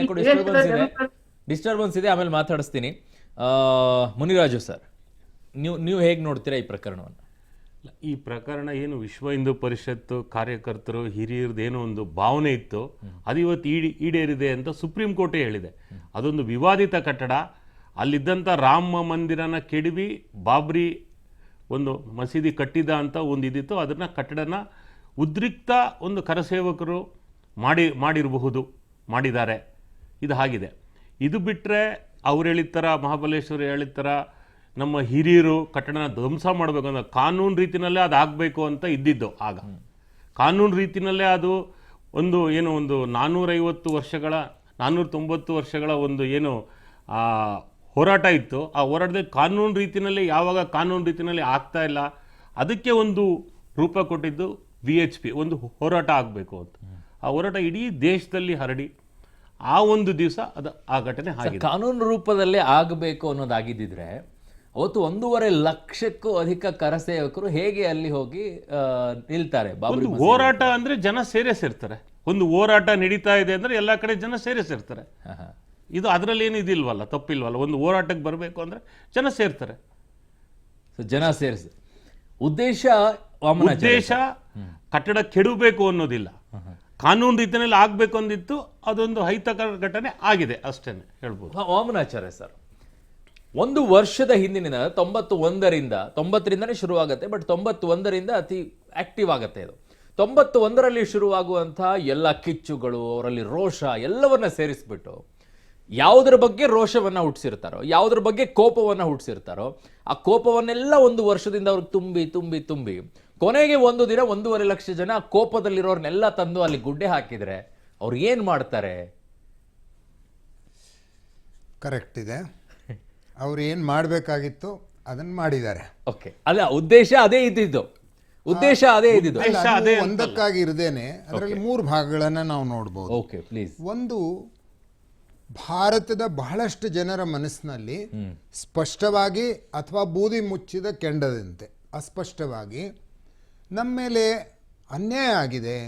ಇಷ್ಟು ದೊಡ್ಡ ಸಂಖ್ಯೆಯಲ್ಲಿ ಸಾವಿರಾರು ವರ್ಷಗಳಿಂದ ಒಂದು ಘನವೆತ್ತ ಸಮುದಾಯವಾಗಿ ಬದುಕಿದಂಥ ಭಾರತೀಯರ ಮೇಲೆ ಯಕ್ಕಶ್ಚಿತ ಯಾವುದೋ ದೇಶದಿಂದ ಬಂದಂಥ 100-200 ಜನ 1-2 ಸಾವಿರ ಜನ ಅಧಿಕಾರವನ್ನು ವಹಿಸ್ಕೊಂಡು ನಮ್ಮದೇ ಆದಂಥ ಭಾವನೆಗಳು ನಮ್ಗೆ ಯಾವುದು ಹತ್ತಿರ ಇದೆ, ಅಲ್ಲಿ ರಾಮ್ ಹುಟ್ಟಿದ್ನೋ ಇಲ್ಲೋ ಅನ್ನೋದಕ್ಕಿಂತ ಹೆಚ್ಚಾಗಿ ನಮ್ಮ ಭಾವನೆಗಳೇನಿದೆ ಅಂದರೆ ಅದೊಂದು ಪವಿತ್ರವಾದ ಸ್ಥಳ, ಅದು ನಾವು ಕಟ್ಟಿ ಬೆಳೆಸಿದಂಥ ಸಾವಿರಾರು ವರ್ಷಗಳಿಂದ ಪೂಜಿಸ್ಕೊಂಡು ಬಂದಂಥ ಒಂದು ಪವಿತ್ರ ಸ್ಥಳ ಅನ್ನೋಂಥ ಭಾವನೆ ಇದೆಯಲ್ಲ, ಅದನ್ನು ಒಡೆದು ನುಚ್ಚು ನೂರು ಮಾಡಲಾಗಿತ್ತು. ಯಾವ ದಿವಸ ಬಾಬ್ರಿ ಮಸೀದಿ ಕಟ್ಟಡ ಪ್ರಾರಂಭವಾಯಿತು, ಯಾವ ದಿವಸ ಅಲ್ಲಿದ್ದಂಥ ದೇವಸ್ಥಾನವನ್ನು ಒಡೆಯಲಾಯಿತು, ಅವತ್ತಿನಿಂದ 500 ವರ್ಷಗಳವರೆಗೆ ಅದು ಒಂದೇ ಸವನೆ ಮೇಲೆ ಬಂದಿತ್ತು. ಇದು ಮುಖ್ಯ ಕಾರಣ ಅದನ್ನು ಒಡೆಯೋದಕ್ಕೆ. ಎರಡನೇ ಕಾರಣ, ಮುಲಾಯಂ ಸಿಂಗ್ ಯಾದವ್, ಇದಕ್ಕಿಂತ ಮೊದಲು ನಿಮಗೆ ಗೊತ್ತಿದೆ, ಅಲ್ಲಿ 89 ಪ್ರೊಟೆಸ್ಟ್ಗೆ ಹೋದಾಗ, ಅಂದರೆ ಜಸ್ಟ್ 1-2 ವರ್ಷದ ಮೊದಲಿನ ಕಥೆ ಇದು, ಕಾರಣ ಇಲ್ಲದೇನೆ ಚಿಕ್ಕ ಚಿಕ್ಕ ಬೀದಿಗಳಲ್ಲಿ ಘೋಷಣೆ ಹಾಕ್ಕೊಂಡು ಹೋಗ್ತಿರುವಂಥ ಕಾರ್ಯಕರ್ತರ ಮೇಲೆ ಗುಂಡು ಹಾರಿಸಲಾಯಿತು. ನನಗೆ ಈಗಲೂ ನೆನಪಿದೆ, ಇಬ್ಬರು ರಾಜಸ್ಥಾನಿ ಯುವಕರು ಅಣ್ಣ ತಮ್ಮ, ಆ್ಯಕ್ಚುಲಿ ಅವ್ರು ಬಂದಿದ್ದು ವೆಸ್ಟ್ ಬೆಂಗಾಲಿಂದ. ಎಕ್ಸ್ಟ್ರೀಮ್ಲಿ ಸರ್, ನಾನು ಹೋಲ್ಡ್ ಮಾಡಿಸ್ತಾ ಇದ್ದೀನಿ ದಯವಿಟ್ಟು. ಮೊದಲನೇ ಕಾರಣವಂತೂ ನೀವು ಹೇಳಿದ್ದೀರಾ, 500 ವರ್ಷಗಳಿಂದ ನಿರಂತರವಾಗಿ ಹೋರಾಟ ಮಾಡಿದ್ರಿಂದ ಆ ರೋಷ, ಆ ಕೋಪದಲ್ಲಿ ಅದನ್ನು ಒಡೆಯಲಾಯಿತು ಅಂತ ಹೇಳಿ. ಎರಡನೇ ಕಾರಣವನ್ನು ನೀವು ಹೇಳ್ತಾ ಇದ್ದೀರಾ, ಅದು ಗುಂಡು ಹಾರಿಸೋದ್ರಿಂದ ಅದು ಆರಂಭ ಆಯಿತು ಅಂತ. ಎರಡನೇ ಕಾರಣವನ್ನು ನಿಮ್ಮಿಂದ ಕಂಟಿನ್ಯೂ ಮಾಡಿಸ್ತೀನಿ ನಾನು. ಒಂದೇ ಒಂದು ವಿರಾಮ ತಗೊಳ್ತೀನಿ, ಪ್ಲೀಸ್ ಹೋಲ್ಡ್ ಆನ್ ಸರ್. ಸಹಜವಾಗಿ ಒಬ್ಬ ಹಿಂದೂವಿನಲ್ಲಿ ಹುಟ್ಕೊಳ್ಳುವಂಥ ಮನೋಭಾವನೆ ಅಂದರೆ, ನಾನು ಪೂಜಿಸುವಂಥ ಆರಾಧ್ಯ ದೈವ ರಾಮ, ಅವನು ಹುಟ್ಟಿರುವಂಥ ಜಾಗದಲ್ಲಿ ಅವನ ಮಂದಿರ ಇಲ್ಲ, ಮಸೀದಿ ಇದೆ, ಒಡವಿ ಕೆಡವಿ ಹಾಕಿದ್ದಾರೆ ಅಂದಾಗ ಯಾರಿಗಾದ್ರೂ ಆಕ್ರೋಶ ಬರುತ್ತೆ, ಆ ಕೋಪ ಬರುತ್ತೆ, ಎಲ್ಲವನ್ನು ಒಡೆದು ಹಾಕಬೇಕು ಅನ್ನೋ ಆಕ್ರೋಶ ಬಂದಿರುತ್ತೆ. ಅದೇ ನಿಟ್ಟಿನಲ್ಲೇ ಆ ಟೈಮಲ್ಲಿ ಅದೆಲ್ಲ ಮಾನಸಿಕವಾಗಿ ತುಂಬುವಂಥ ಕೆಲಸಗಳಾಗುತ್ತೆ. ಕಾರಣಗಳನ್ನು ಹೇಳ್ತಾ ಇದ್ರು, 500 ವರ್ಷಗಳಿಂದ ನಡೆದಂಥ ಹೋರಾಟಕ್ಕೆ ಒಂದು ಬಂದು ತಲುಪ್ತು ಅಂತ ಹೇಳಿ. ಎರಡನೇ ಕಾರಣ ಹೇಳ್ತಾ ಇದ್ರು, ಗುಂಡು ಹಾರಿಸುವಂಥ ಕೆಲಸಗಳು ನಡೀತು ಅಂತ. ಏನು ಸರ್ ಅದು ಎರಡನೇದು? ಕರಸೇವಕರು ಅಯೋಧ್ಯಕ್ಕೆ ಹೋಗಿ ರಾಮ ಮಂದಿರ ಇಲ್ಲಿ ಆಗಬೇಕು ಅಂತ ಪ್ರೆಷರ್ ಹಾಕಿದಾಗ ಸೆಕ್ಯುಲರ್ ಫೈರಿಂಗ್ ಮಾಡಲಾಯಿತು. I call it A secular firing. Secular firing ಅಂದರೆ ಸೆಕ್ಯುಲರ್ ಮನೋಭಾವನೆಯಿಂದ ಹಿಂದೂ ಕರಸೇವಕರ ಮೇಲೆ ಗುಂಡು ಹಾಕಲಾಯಿತು. ಅದರಿಂದಾಗಿ ನನಗೆ ಈಗಲೂ ನೆನಪಿವೆ, ಅದನ್ನು ಆವಾಗಲೂ ಹೇಳ್ತಾ ಇದ್ದೆ ನಾನು. ರಾಜಸ್ಥಾನದ ಒಂದು ಅಣ್ಣ ತಮ್ಮ ಇಬ್ಬರು, ನಾನು ನೋಡಿದ್ದೇನೆ ಅದನ್ನು ಪ್ರತ್ಯಕ್ಷವಾಗಿ. ಅವ್ರ ಮೇಲೆ ಗುಂಡು ಹಾರಿಸ್ತಾರೆ ಪೊಲೀಸರು ಅಯೋಧ್ಯದಲ್ಲಿ. ಅವ್ರು ಬಂದಿದ್ದು ಆ್ಯಕ್ಚುಲಿ ವೆಸ್ಟ್ ಬೆಂಗಾಲ್ನಿಂದ. ಮೊದಲು ತಮ್ಮ ಸಾಯ್ತಾನೆ ಗುಂಡು ಹಾಕಿ, ಅಣ್ಣ ಅವನನ್ನು ಉಳಿಸ್ಕೋಬೇಕು ಅಂತ ಹತ್ರ ಹೋಗ್ತಾನೆ. ಹೋದಾಗ ಅವನಿಗೂ ಗುಂಡು ಹಾಕ್ತಾರೆ. ಇಬ್ಬರು ಅಲ್ಲೇ ವಿಲಿ ಒದ್ದಾಡಿಕೊಂಡು ಸತ್ತೋಗ್ತಾರೆ. ಅದರ ನಂತರ ಅವ್ರ ತಾಯಿ ಬೆಂಗಳೂರಿಗೆ ಬಂದಿದ್ದರು, ಇಲ್ಲೊಂದು ಕಾರ್ಯಕ್ರಮದಲ್ಲಿ ಭಾಗವಹಿಸಿದ್ರು. ತಾಯಿ ಇಬ್ಬರೇ ಮಕ್ಕಳು ಅವ್ರಿಗೆ. ನಮ್ಮ ಜೊತೆಗೆ ಮತ್ತೊಬ್ಬ ಅತಿಥಿ ಕೂಡ ಜಾಯ್ನ್ ಆಗಿದ್ದಾರೆ, ಶ್ಯಾಮ್ ಸುಂದರ್ ಅವರು, ವಕೀಲರು, ಹಿರಿಯ ವಕೀಲರು. ನಮಸ್ಕಾರ ಸರ್, ಕಾರ್ಯಕ್ರಮಕ್ಕೆ ಸ್ವಾಗತ. ಒಂಚೂರು ಹೋಲ್ಡ್ ಆನ್ ಆಗಿ ಸರ್, ಮಾತಾಡಿಸ್ತೀನಿ. ಎಸ್, ನಮಸ್ಕಾರ. ಈ ಸೆಕ್ಯುಲರ್ ಫೈರಿಂಗ್ ಆದದ್ರದ್ದು ಇನ್ನೊಂದು ಸೈಡನ್ನು ನೀವು ನೋಡಿ. ಕಲ್ಯಾಣ್ ಸಿಂಗ್ ಅವರು ಮುಖ್ಯಮಂತ್ರಿ ಆಗಿದ್ದರು, ಡೆಮಾಲಿಷನ್ ಆಯಿತು. ಅವ್ರ ಮುಂದೂ 2 ಚಾಯ್ಸ್ ಇತ್ತು, ಒಂದು ಫೈರಿಂಗ್ ಮಾಡಬೇಕು, ಒಂದು ಸುಮ್ಮನೆ ಇರಬೇಕು ಅಂತ. ಫೈರಿಂಗ್ ಮಾಡಿದರೆ ಅವರು ನಮ್ಮ ಕಾರ್ಯಕರ್ತರನ್ನು ನೂರಾರು ಸಂಖ್ಯೆಯಲ್ಲಿ ಸಾಯಿಸಬೇಕಾಗ್ತಿತ್ತು. ಅದಕ್ಕೆ ಅವರು ಕೈ ಹಚ್ಚಲಿಲ್ಲ. ಏನು ಅಂದರೆ, ಸಾಧ್ಯವಿದ್ದಷ್ಟು ಲಾ ಆ್ಯಂಡ್ ಆರ್ಡರನ್ನು ಪೊಲೀಸರು ಮ್ಯಾನೇಜ್ ಮಾಡಬೇಕು, ಗುಂಡು ಹಾರಿಸಬಾರ್ದು. ಯಾಕೆಂದರೆ ಅವರು ವೈರಿಗಳಲ್ಲ, ಅವರು ಪಾಕಿಸ್ತಾನದಿಂದ ಬಂದಿಲ್ಲ, ನಮ್ಮ ದೇಶದ ನಮ್ಮ ಅಣ್ಣ ತಮ್ಮಂದರೆ ಅವರು ಅಲ್ಲಿ ಬಂದವರು. ಅವ್ರದ್ದೊಂದು ಭಾವನೆ ಇದೆ, ಅದಕ್ಕೆ ನಾವು ಮಹತ್ವ ಕೊಡಬೇಕು ಅಂತೇಳಿ ಗುಂಡು ಹಾರಿಸಲಿಲ್ಲ. ಈ ಎರಡನ್ನು ಕಂಪೇರ್ ಮಾಡಿ ನೋಡಿದರೆ ಜನರಿಗೆ ಕೋಪ ಯಾಕೆ ಬರುತ್ತೆ ಅನ್ನೋದ್ರದ್ದು ಒಳಗಡೆಯಿಂದ ಯಾರೇ ಆಪ್ರೇಷನ್ನನ್ನು, ಅನ್ಯಾಯವನ್ನು ನಾವು ಯಾವುದು ಸರಿ ಅಂದ್ಕೊಂಡಿದ್ದೇವೆ ಅದನ್ನು ಮೇಲಿಂದ ಮೇಲೆ ನೋಯಿಸೋದ್ರಿಂದ ಆಗುವಂಥ ಭಾವನೆಗಳಿದೆಯಲ್ಲ, ಆ ಭಾವನೆ ಮನುಷ್ಯನನ್ನು ಸಾಯೋದಕ್ಕೂ ರೆಡಿ ಮಾಡಿಸುತ್ತೆ. Correct sir. ಆದರೆ ಇನ್ನೊಂದು ಅದರ ಅಗೇನ್ಸ್ಟ್ ಆಗಿ ಇನ್ನೊಂದು ವಾದ ಕೂಡ ಬರುತ್ತೆ. ಕರೆಕ್ಟು, ಅದು ತಪ್ಪಾಗೋದಾದ್ರೆ ಅದಕ್ಕೆ ಕಾನೂನಾತ್ಮಕವಾಗಿ ಹೋರಾಟ ಇತ್ತು. ಬಟ್ ಅದನ್ನು ಒಡೆಯುವಂಥ ಕೆಲಸಕ್ಕೆ ಯಾಕೆ ಮುಂದಾದರು, ಕಾನೂನನ್ನು ಕೈಗೆ ಹತ್ಕೊಂಡ್ರೆ ಯಾಕೆ ಅನ್ನೋ ಒಂದು ಪ್ರಶ್ನೆ ಬರುತ್ತೆ. ನಿಮ್ಗೆ ಮಾತಾಡಿಸ್ತೀನಿ ನಾನು. ಶ್ಯಾಮ್ ಸುಂದರ್ ಸರ್, ಪ್ರಶ್ನೆ ಬರೋದೇ ಇಲ್ಲಿ. ಹಲವರಿಗೆ ಹಲವು ರೀತಿಯಾದಂಥ ಭಾವನೆಗಳು ವ್ಯಕ್ತವಾಗುತ್ತೆ, ಆಕ್ರೋಶಗಳು ಹುಟ್ಕೊಳ್ಳುತ್ತೆ. ಬಟ್ ಅದನ್ನ ಕಾನೂನಾತ್ಮಕವಾಗಿ ಕಾನೂನನ್ನು ಕೈಗೆತ್ಕೊಂಡ್ಬಿಟ್ಟು ನಾವು ಮಾಡ್ಕೊಂಡು ಬಿಡ್ತೀವಿ ಅನ್ನೋದು ಕೂಡ ಎಕ್ಸ್ಟ್ರೀಮಿಸಮ್ ಆಗ್ಬಿಡುತ್ತೆ. ಅದು ಹೀಗಿರ್ಬೇಕಾದ್ರೆ ಈ ಪ್ರಕರಣವನ್ನ ನೋಡುವಂಥದ್ದು 28 ವರ್ಷಗಳ ನಂತರ ಈಗ ತೀರ್ಪು ಪ್ರಕಟವಾಗ್ತಾ ಇರೋದ್ರಿಂದ ಹೇಗೆ ನೋಡ್ಬೇಕು ಇದನ್ನ? ತಾವು ವಕೀಲರಾಗಿ ಏನ್ ಹೇಳಕ್ ಬಯಸ್ತೀರಾ ಈ ಪ್ರಕರಣದ ಬಗ್ಗೆ? ಅಲ್ಲ, ಇನ್ಫ್ಯಾಕ್ಟ್ ತಾವು ಹೇಳಿದ್ದು ಅಫ್ಕೋರ್ಸ್ ಎಲ್ರಿಗೂ ಅವರವರ ಭಾವನೆಗಳನ್ನ, ಅವರವರ ಧರ್ಮವನ್ನ, ಅವರವರ ಧಾರ್ಮಿಕ ಸ್ವತಂತ್ರವನ್ನ, ಅವರವರ ಧಾರ್ಮಿಕ ನಿಲುವುಗಳನ್ನ, ಮತ್ತೆ ಧರ್ಮಕ್ಕೆ ಅವರ ಧರ್ಮವನ್ನ ಸಪೋರ್ಟ್ ಮಾಡ್ತಕ್ಕಂಥ ಎಲ್ಲಾ ಸಂಗತಿಗಳನ್ನ ರಕ್ಷಿಸ್ಕೊಳ್ತಕ್ಕಂಥ ಅಧಿಕಾರ ಇದೆ. ಆದ್ರೆ ತಾವು ಹೇಳಿದಾಗೆ ಕಾನೂನನ್ನ ಕೈಗೆ ತಗೊಂಡು ಎಲ್ಲವನ್ನೂ ಕಾನೂನಿನ ಮುಖಾಂತರವೇ ಮಾಡ್ಬೇಕು. ಕಾನೂನನ್ನ ಕೈಗೆ ತಗೊಂಡು ಒಂದು ರೀತಿಯಾದಂತ ವ್ಯವಹರಿಸೋದು ತಪ್ಪು. ಅದಕ್ಕೋಸ್ಕರನೇ ಈ ಕೇಸ್ ಆಗಿರೋದು. ಇನ್ಫ್ಯಾಕ್ಟ್ ಈಗ ರಾಮ ಜನ್ಮಭೂಮಿಯ ಅಯೋಧ್ಯೆಯ ಜಾಗ, ಅದು ಶ್ರೀರಾಮಚಂದ್ರನ ಜನ್ಮಸ್ಥಾನ, ಅದು ಹಿಂದೂಗಳ ಹಕ್ಕು, ಅಲ್ಲಿ ದೇವಸ್ಥಾನ ಇತ್ತು. ಹಾಗಾಗಿ ಕಾನೂನು ಪ್ರಕಾರ ಹೋರಾಟ ನಡೀತು. ದಶಕಗಳು ಹೋರಾಟ ನಡೆದಾದ್ಮೇಲೆ ಕೊನೆಗೆ ಮಾನ್ಯ ನ್ಯಾಯಾಲಯ, ಸರ್ವೋಚ್ಚ ನ್ಯಾಯಾಲಯ ಜಡ್ಜ್ಮೆಂಟ್ ಕೊಟ್ಟು ಹೌದು ಇದು ನಿಮಗೆ ಸೇರ್ಬೇಕು ತಗೊಳ್ಳಿ ಅಂತ. ಅದು ಕಾನೂನಿನ ಪ್ರಕಾರ ಸಿಕ್ಕಂತ ಜಯ. ಆದ್ರೆ ಇದಕ್ಕೆ ಪ್ಯಾರಲಲ್ ಆಗಿ, ಸಮಾಂತರವಾಗಿ ಕಾನೂನನ್ನ ಕೈಗೆ ತಗೊಂಡು ಮಾಡಿದಂತ ಈ ಒಂದು ವಿಧ್ವಂಸಕಾರಿ ಕೃತ್ಯ ಏನಿತ್ತು, ಮತ್ತೆ ಸಾವು ನೋವುಗಳೇನಿತ್ತು, ಸುಮಾರು 2,000 ಜನ ಸತ್ತೋದ್ರು. ಆ ಒಂದು ಕಾರಣದಿಂದನೇ ಈ ಒಂದು ಕೇಸ್ಗಳು, ಈ ಒಂದು ಕ್ರಿಮಿನಲ್ ಕೇಸ್ಗಳಾಗಿದ್ದು. 45 FIR ಆಯ್ತು, ಫಸ್ಟ್ 2 FIR ಆಯ್ತು, ಆಮೇಲೆ ಇನ್ನ 45 FIR ಆಯ್ತು. ದೇಶದ ಹಲವು ಮೂಲೆಗಳಲ್ಲಿ ಈ ಒಂದು ಹಿಂಸಾಚಾರಕ್ಕೆ ಸಂಬಂಧಪಟ್ಟಂತ ಕೇಸ್ಗಳು ರಿಜಿಸ್ಟರ್ ಆದವು, ಟ್ರಯಲ್ಸ್ ಆಯ್ತು. ಅದಕ್ಕೋಸ್ಕರನೇ ಕಾನೂನನ್ನು ಕೈಗೆ ತಗೊಂಡ್ರು ಅಂತಕ್ಕಂಥ ಒಂದು ಹಿನ್ನೆಲೆಯಲ್ಲಿ ಈ ಕೇಸ್ಗಳಾಗಿದ್ದು. ಅಫ್ಕೋರ್ಸ್ ತಾವು ಹೇಳಿದಾಗೆ ಎಲ್ಲೋ ಒಂದ್ ಕಡೆ ಬಹಳ ದೀರ್ಘವಾದಂತ ಟೈಮ್ ಅನ್ನ ಈ ಕೇಸ್ ಕನ್ಸ್ಯೂಮ್ ಮಾಡ್ತು. ಇನ್ಫ್ಯಾಕ್ಟ್ ಯಾವುದೇ ಕ್ರಿಮಿನಲ್ ಕೇಸ್ ಇಷ್ಟು ದೀರ್ಘವಾದಂತ ಟೈಮ್ ಅನ್ನ ಕನ್ಸ್ಯೂಮ್ ಮಾಡಬಾರ್ದು. ಆದ್ರೆ ಕೆಲವು ಕ್ರಿಮಿನಲ್ ಕೇಸ್ಗಳು ನಾವು ಚರಿತ್ರೆಯಲ್ಲಿ ನೋಡಿದಾಗೆ, ಜಯಲಲಿತಾ ಪ್ರಕರಣ ಆಗಿರ್ಬೋದು, ಅದು ಒಂದು ದೀರ್ಘವಾದಂತ ಟೈಮ್ ಕನ್ಸ್ಯೂಮ್ ಮಾಡ್ತು. ಈ ಒಂದು ಪ್ರಕರಣ ಆ ಒಂದು ಪ್ರಕರಣಕ್ಕಿಂತ ವಿಭಿನ್ನ. ಯಾಕೆ ಒಂದು ಕ್ರಿಮಿನಲ್ ಕೇಸ್ ಈ ರೀತಿಯಾಗಿ 28 ವರ್ಷ ಸುದೀರ್ಘವಾಗಿ ವಾದ ಪ್ರತಿವಾದಗಳನ್ನು ಆಲಿಸಿದ ನಂತರ ಆ ಕೇಸ್ ಯಾವ ಮಹತ್ವವನ್ನು ಪಡ್ಕೊಳ್ಳುತ್ತೆ, ಅಲ್ಲಿರುವಂಥ ಸಾಕ್ಷ್ಯಗಳೇನಾಗುತ್ತೆ, ಅಲ್ಲಿರುವಂಥ ದಾಖಲೆಗಳೇನಾಗುತ್ತೆ, ಒಂದಾದ ನಂತರ ಒಂದು ಪ್ರಕರಣಗಳಲ್ಲಿ ಬದಲಾವಣೆಗಳಾಗ್ತಾ ಹೋಗುತ್ತೆ, ನ್ಯಾಯಮೂರ್ತಿಗಳ ಬದಲಾವಣೆ ಆಗ್ತಾ ಹೋಗ್ತಾರೆ, ಕೇಸ್ಗಳಲ್ಲಿರುವಂಥ ದಾಖಲೆಗಳು ಏನು ಮಹತ್ವವನ್ನು ಪಡ್ಕೊಳ್ಳುತ್ತೆ. 28 ವರ್ಷ ಸುದೀರ್ಘವಾಗಿ ನಡೆದಂಥ ಕೇಸ್ ಇದು. ಸೊ ಹಾಗಾಗಿ ಏನಾಗುತ್ತೆ ಒಂದು ಕ್ರಿಮಿನಲ್ ಕೇಸ್, ಈ ಕ್ರಿಮಿನಲ್ ಕೇಸ್ 28 ವರ್ಷ ಆದಮೇಲೆ ಹೇಗೆ ಮಹತ್ವವನ್ನು ಪಡ್ಕೊಳ್ಳುತ್ತೆ ಮತ್ತು ಆ ಕೇಸ್ ಏನು ಇರುತ್ತೆ ಅಂತ ಹೇಳಿ. ಯಾಕಂದರೆ ಈಗಾಗಲೇ ಇರುವಂಥ ಕೇಸ್ಗಳಲ್ಲಿ 49 ಜನ ಏನಿದ್ರು, 47-49 ಜನ ಇದರಲ್ಲಿ ಇದ್ದಿದ್ದು, ಚಾರ್ಜ್ ಶೀಟಲ್ಲಿ ಇದ್ದದ್ದು. ಅದರಲ್ಲಿ ಉಳಿದಿರೋರು 32 ಜನ ಇದ್ದಾರೆ. ಆ 32 ಜನರಲ್ಲೂ ತುಂಬ ಸೀನಿಯರ್ಸೇ ತುಂಬ ಜನ ಆಗಿದ್ದಾರೆ, 90-92 ಈ ವಯಸ್ಸಿನವರೇ ಇದ್ದಾರೆ. ಸೊ ಹೇಗೆ ಕೇಸ್ ಇರುತ್ತೆ ಅನ್ನೋದು ನಿಮ್ಮ ಹತ್ರ ಕೇಳ್ತೀನಿ. ಮುನಿರಾಜು ಸರ್, ನೀವು ಈಗ VHP ಇದರಲ್ಲಿ ಅತ್ಯಂತ ಪ್ರಮುಖ ಪಾತ್ರ ವಹಿಸ್ಕೊಂಡಿದ್ದು. ನಿಮಗೆ ತಿಳಿದ ಮಟ್ಟಿಗೆ ಆ ಸಂದರ್ಭದಲ್ಲಿ VHPಯ ಕಾರ್ಯಕರ್ತರಿಗೆ ಏನು ಕರೆಯನ್ನ ಕೊಟ್ಟಿದ್ರು, ಏನು ಮೆಸೇಜನ್ನು ಪಾಸ್ ಮಾಡಿದ್ರು? ಮೆಸೇಜ್ ಇಷ್ಟೇ ಪಾಸ್ ಆಗಿದ್ದು, ಅಲ್ಲಿ ನಾವು ಏನು ಬಾಬರಿ ಕಟ್ಟಡ ಇದೆ, ಆ ಕಟ್ಟಡದ ಹತ್ರ ರಾಮ ಮಂದಿರ ಬರಬೇಕು, ಅಲ್ಲೇ ನಾವು ಮಂದಿರ, ರಾಮನ ಜನ್ಮಭೂಮಿದಲ್ಲೇ ರಾಮನ ಒಂದು ಭವ್ಯ ಒಂದು ಮಂದಿರ ಕಟ್ಟಬೇಕು ಅನ್ನೋ ಒಂದು ಸಂಕಲ್ಪದಿಂದನೇ ಎಲ್ಲ ಅಲ್ಲಿ ಹೊರಟಿದ್ದು. ಆ ಒಂದು ಕರೆ ಕೊಟ್ಟು ಆ ಒಂದು ಕಲ್ಪನೆಯಿಂದ ಹೋಗಿದ್ದು. ಇವತ್ತೇನು ತೀರ್ಪು ಬರ್ತಾ ಇದೆ, ಆ ತೀರ್ಪೇ ಆಗಲಿ ಅಥವಾ ಈಗಾಗಲೇ ಏನು ಸುಪ್ರೀಂ ಕೋರ್ಟ್ ತೀರ್ಪು ಕೊಟ್ಟಿದೆ, ಆ ಸುಪ್ರೀಂ ಕೋರ್ಟ್ ತೀರ್ಪು ಪ್ರಕಾರ ಅದು ಈಗಾಗಲೇ ಅಲ್ಲಿ ರಾಮ ಮಂದಿರ ಇದ್ದಿದ್ದನ್ನು ಕೆಡವಿ ಬಾಬರಿ ಮಸೀದಿ ಕಟ್ಟಿದ ಅಂತ ಈಗಾಗಲೇ ತೀರ್ಪು ಆಗ್ಬಿಟ್ಟಿದೆ.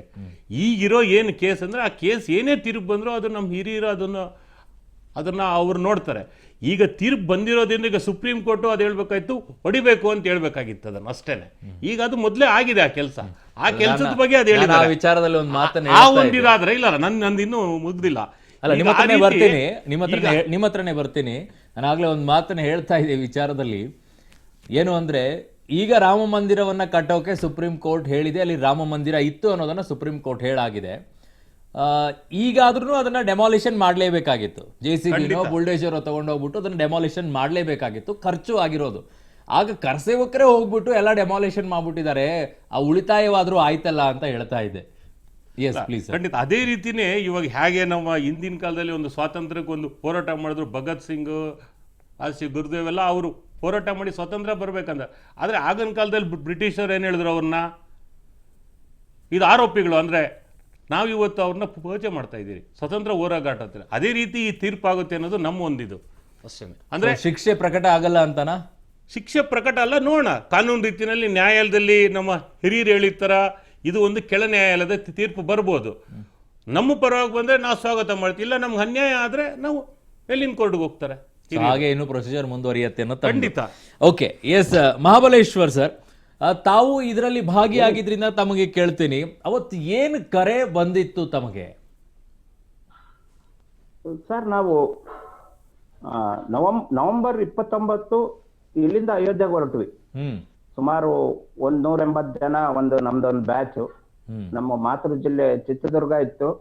ಚಿತ್ರದುರ್ಗದ ಇಡೀ ಜಿಲ್ಲೆಯ ಕರಸೇವಕರು ನಮ್ಮ ನೇತೃತ್ವದಲ್ಲಿ ಸುಮಾರು 180 ಜನ ಹೋದ್ವಿ. ನಮಗೇನ್ ಕರೆ ಅಂದ್ರೆ, ಕರಸೇವೆ ಅಂತ ಹೇಳಿದ್ರೆ ಅಲ್ಲಿ ಕನ್ಸ್ಟ್ರಕ್ಷನ್ ಏನಾಗತ್ತೆ ಅದಕ್ಕೆ ನಾವು ಸಹಾಯ ಮಾಡಬೇಕು, ಈ ಬಾಬರಿ ಕಟ್ಟಡ ಯಾವುದೇ ಕಾರಣಕ್ಕೂ ಮುಟ್ಬಾರ್ದು ಅನ್ನೋ ಇನ್ಸ್ಟ್ರಕ್ಷನ್ನೇ ಇತ್ತು. ನಮಗೇನು ಯಾರು ಆ ಕಟ್ಟಡನ ಧ್ವಂಸ ಮಾಡಬೇಕು ಅಥವಾ ಯಾವುದೇ ರೀತಿಯ ನಮ್ಮ ನಾಯಕರುಗಳು ನಮಗೆ ಯಾವುದೇ ಮಾಹಿತಿಗಳನ್ನು ಕೊಟ್ಟಿರ್ಲಿಲ್ಲ. ಸೊ ಧ್ವಂಸ ಮಾಡೋ ಯಾಕೆ ಪರಿಸ್ಥಿತಿ ಬಂತು? ಕೋಟ್ಯಾಂತರ ಜನರ ಭಾವನೆ ಇತ್ತಲ್ಲ, ಅದು ಅವತ್ತು ಸ್ಫೋಟ ಆಯ್ತು. ವಾಮನಾಚಾರ್ಯ ಹೇಳ್ದಂಗೆ ಅವರು ಮೊಘಲರು ಏನ್ ನಮ್ಮ ದೇಶವನ್ನ 300 ವರ್ಷ ಆಳಿದ್ರು, ಅವ್ರೇನು ಅಲ್ಲಿಂದ ಹೆಂಡತಿ ಮಕ್ಕಳು ಯಾರನ್ನೂ ಕರ್ಕೊಂಡ್ ಬರ್ಲಿಲ್ಲ. 1000 ಜನ 2000 ಜನ ಸೈನಿಕರೊಟ್ಟಿಗೆ ಬಂದು ನಮ್ಮ ಶ್ರದ್ಧಾ ಕೇಂದ್ರಗಳನ್ನ ಟಾರ್ಗೆಟ್ ಮಾಡಿ ಹಿಂದೂಗಳು ಓಕೆ, ಹಾಗೆ ಹೋಲ್ಡ್ ಮಾಡಿಸ್ತಾ ಇದ್ದೀರಿ ಮಹಾಬಲೇಶ್ವರ ಸರ್. ಕೋರ್ಟ್ ಹಾಲ್ಗೆ ಈಗ ನ್ಯಾಯಮೂರ್ತಿಗಳು ಆಗಮಿಸಿದ್ದಾರೆ ಅನ್ನೋ ಮಾಹಿತಿ ಬರ್ತಾ ಇದೆ. ಯಾದವ್ ಅವರು ಈಗಾಗಲೇ ಕೋರ್ಟ್ ಹಾಲ್ಗೆ ಬಂದಿದ್ದಾರೆ. ಮಾನ್ಯ ನ್ಯಾಯಮೂರ್ತಿಗಳಾಗಿರುವಂತವರು ಯಾದವ್ ಅವರು, ಕುಮಾರ್ ಯಾದವ್, ಸುರೇಂದ್ರ ಕುಮಾರ್ ಯಾದವ್ ಅವರು, SK ಯಾದವ್ ಅಂತಾನೆ ಕರೀತಾರೆ. CBI ಸ್ಪೆಷಲ್ ಕೋರ್ಟ್ ಹಾಲ್ಗೆ ಈಗಾಗಲೇ ಅವರು ಆಗಮಿಸಿದ್ದಾರೆ ಅನ್ನೋ ಮಾಹಿತಿ ಬರ್ತಾ ಇದೆ. ಸೊ ಆಗಮಿಸಿದ ನಂತರ ಒಂದು 5-10 ನಿಮಿಷಗಳಂತೂ ಟೈಮ್ ತೆಗೆದುಕೊಳ್ಳುತ್ತೆ. ಅದಾದ ನಂತರ ತೀರ್ಪನ್ನ ಓದ್ತಾರ, ಪ್ರಕಟಿಸ್ತಾರ, ಏನಾಗುತ್ತೆ ಅನ್ನೋದನ್ನ ನೋಡಬೇಕು. ಕೆಲವೇ ಕ್ಷಣಗಳಲ್ಲಿ ತೀರ್ಪನ್ನ ಪ್ರಕಟಿಸಿದ ನಂತರ ಇವರು ಆರೋಪಿಗಳೇನಿದ್ದಾರೆ ಅವರು ಅಪರಾಧಿಗಳು, ಆದರೆ ಶಿಕ್ಷೆಯ ಪ್ರಮಾಣವನ್ನ ನಾನು ಇನ್ನೊಂದ್ಸಲ ಪ್ರಕಟಿಸ್ತೀನಿ ಅಂತಾನೂ ಹೇಳ್ಬೋದು, ಇಲ್ಲ ಅಪರಾಧಿಗಳಿಗೆ ಶಿಕ್ಷೆಯ ಪ್ರಮಾಣವನ್ನೂ ಕೂಡ ಪ್ರಕಟಿಸಬಹುದು. ಎರಡು ರೀತಿಯಲ್ಲಿ ಗಮನಿಸ್ಕೊಳ್ಬಹುದು. ಹಿಂದೆ ಹಲವು ಕೇಸ್ಗಳನ್ನ ಸುಪ್ರೀಂ ಕೋರ್ಟ್ ನಲ್ಲಿ ನಾವು ನೋಡಿದ್ದೀವಿ ಇದೇನಾಗುತ್ತೆ ಅಂತ. ಎಸ್ ಮಹಾಬಲೇಶ್ವರ್ ಅವರೇ ಹೇಳಿ, ಪ್ಲೀಸ್ ಗೋ ಹೆಡ್. ಸರ್, ಒಂದು ಹೇಳಲಿಕ್ಕೆ ಇಷ್ಟಪಡ್ತೀನಿ, ಈ ದೇಶದಲ್ಲಿ ಆಗಿದ್ದಕ್ಕೆ ಇಷ್ಟೊಂದು ದೀರ್ಘಕಾಲ ನಡೀತಾ ಬಂತು. ಇದೇ ಬೇರೆ ದೇಶದಲ್ಲಿ ಅವ್ರ ಧರ್ಮದ ಮೇಲೆ ಬೇರೆ ಧರ್ಮದವ್ರು ಏನಾರು ಅಟ್ಯಾಕ್ ಮಾಡಿದ್ರೆ ಇಷ್ಟೊತ್ತಿಗೆ ಏನಾಗ್ತಿತ್ತು ಅನ್ನೋದನ್ನ ಯೋಚನೆ ಮಾಡಿ.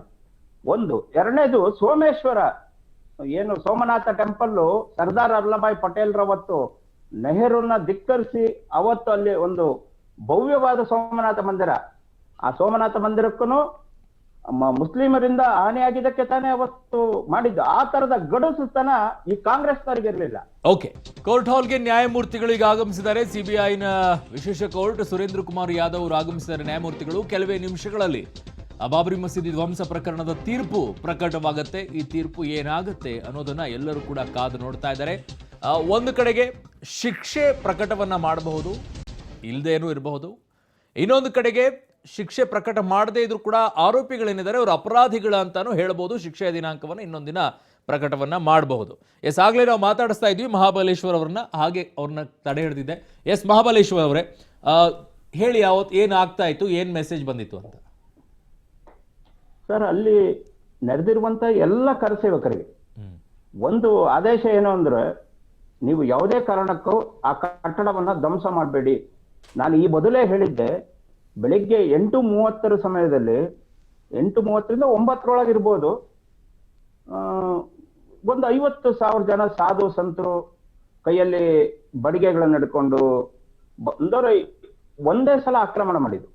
ಯಾವುದೇ ನಾಯಕರ ಆದೇಶ ಇರಲಿಲ್ಲ. ಆವಾಗ್ಲೂ ಸಹ ಹೇಳ್ತಾ ಇದ್ರು, ಇಡೀ ಅಯೋಧ್ಯೆ ಕೇಳ್ತಾ ಇತ್ತು. ಅದರಿಂದ ನಮ್ಮ ನಾಯಕರುಗಳದ ಯಾರ್ದು ತಪ್ಪಿಲ್ಲ ಅಂತ ನನ್ನ ಉದ್ದೇಶ. ಮತ್ತೆ ಏನು ನಾನು ಹೇಳಿದೆ, ಬೇರೆ ದೇಶದಲ್ಲಾಗಿದ್ರೆ ಅನ್ಯ ಧರ್ಮೀಯರು ಈ ತರದ್ ಏನಾರು ಆಗಿದ್ರೆ ಇಷ್ಟೊತ್ತಿಗೆ ಇಷ್ಟೊಂದು ಕಾನೂನು ಹೋರಾಟಗಳು ನಡೀತಿರ್ಲಿಲ್ಲ, ಇಷ್ಟೊಂದು ಇದಾಗ್ತಿರ್ಲಿಲ್ಲ. ಯಾವತ್ತೂ ಅದನ್ನ ಅವರ ಧರ್ಮದ ಪರ ತೀರ್ಪು ಬಂದು ಇಷ್ಟೊತ್ತಿಗೆ ಏನೋ ಆಗಿರೋದು. ಆದ್ರೆ ನಮ್ಮ ದೇಶದಲ್ಲಿ ಯಾಕೆ ಹೀಗೆ?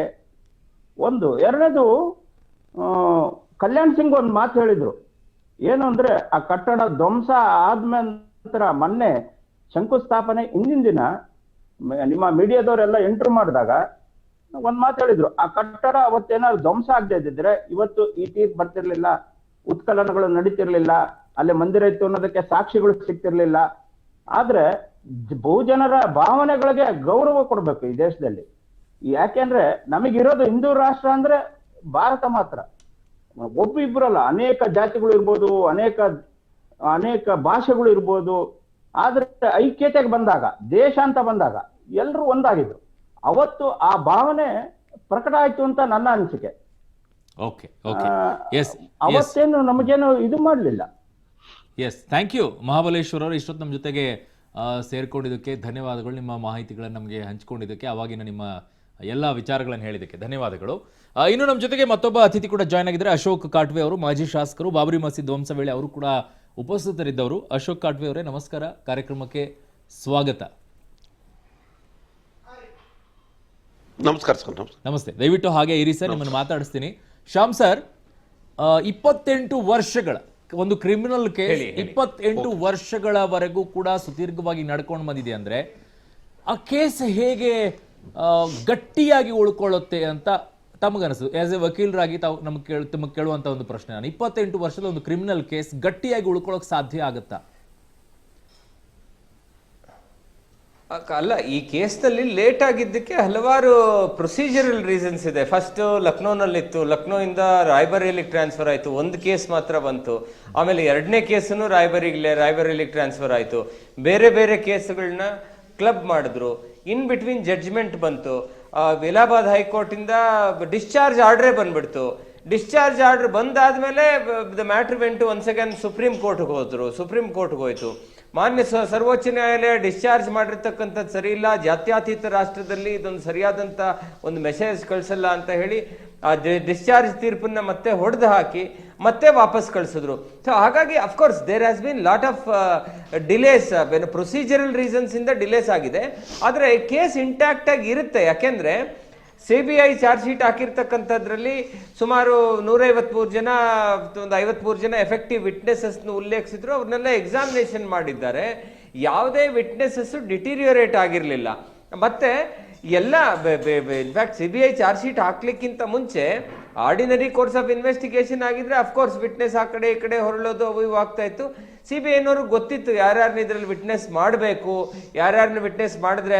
ಮತ್ತೆ ಬಹಳ ದೊಡ್ಡದಾದಂಥ ಕೂಗೇನಪ್ಪ ಅಂದ್ರೆ, ಅರುಣ್, ಆಗ ಕೇಸ್ ಪ್ಲಾಂಟ್ ಆಗಿದ್ದೆ ಕಾಂಗ್ರೆಸ್ ಸರ್ಕಾರದ ಇದರಿಂದ, ಒಂದು ಚಿತಾವಣೆಯಿಂದ ಕೇಸ್ ಆಗಬಾರ್ದಾಗಿತ್ತು ಅಂತ. ಸೊ ಪೊಲಿಟಿಕಲ್ ಟಿಂಜ್ ಕೂಡ ಇತ್ತು.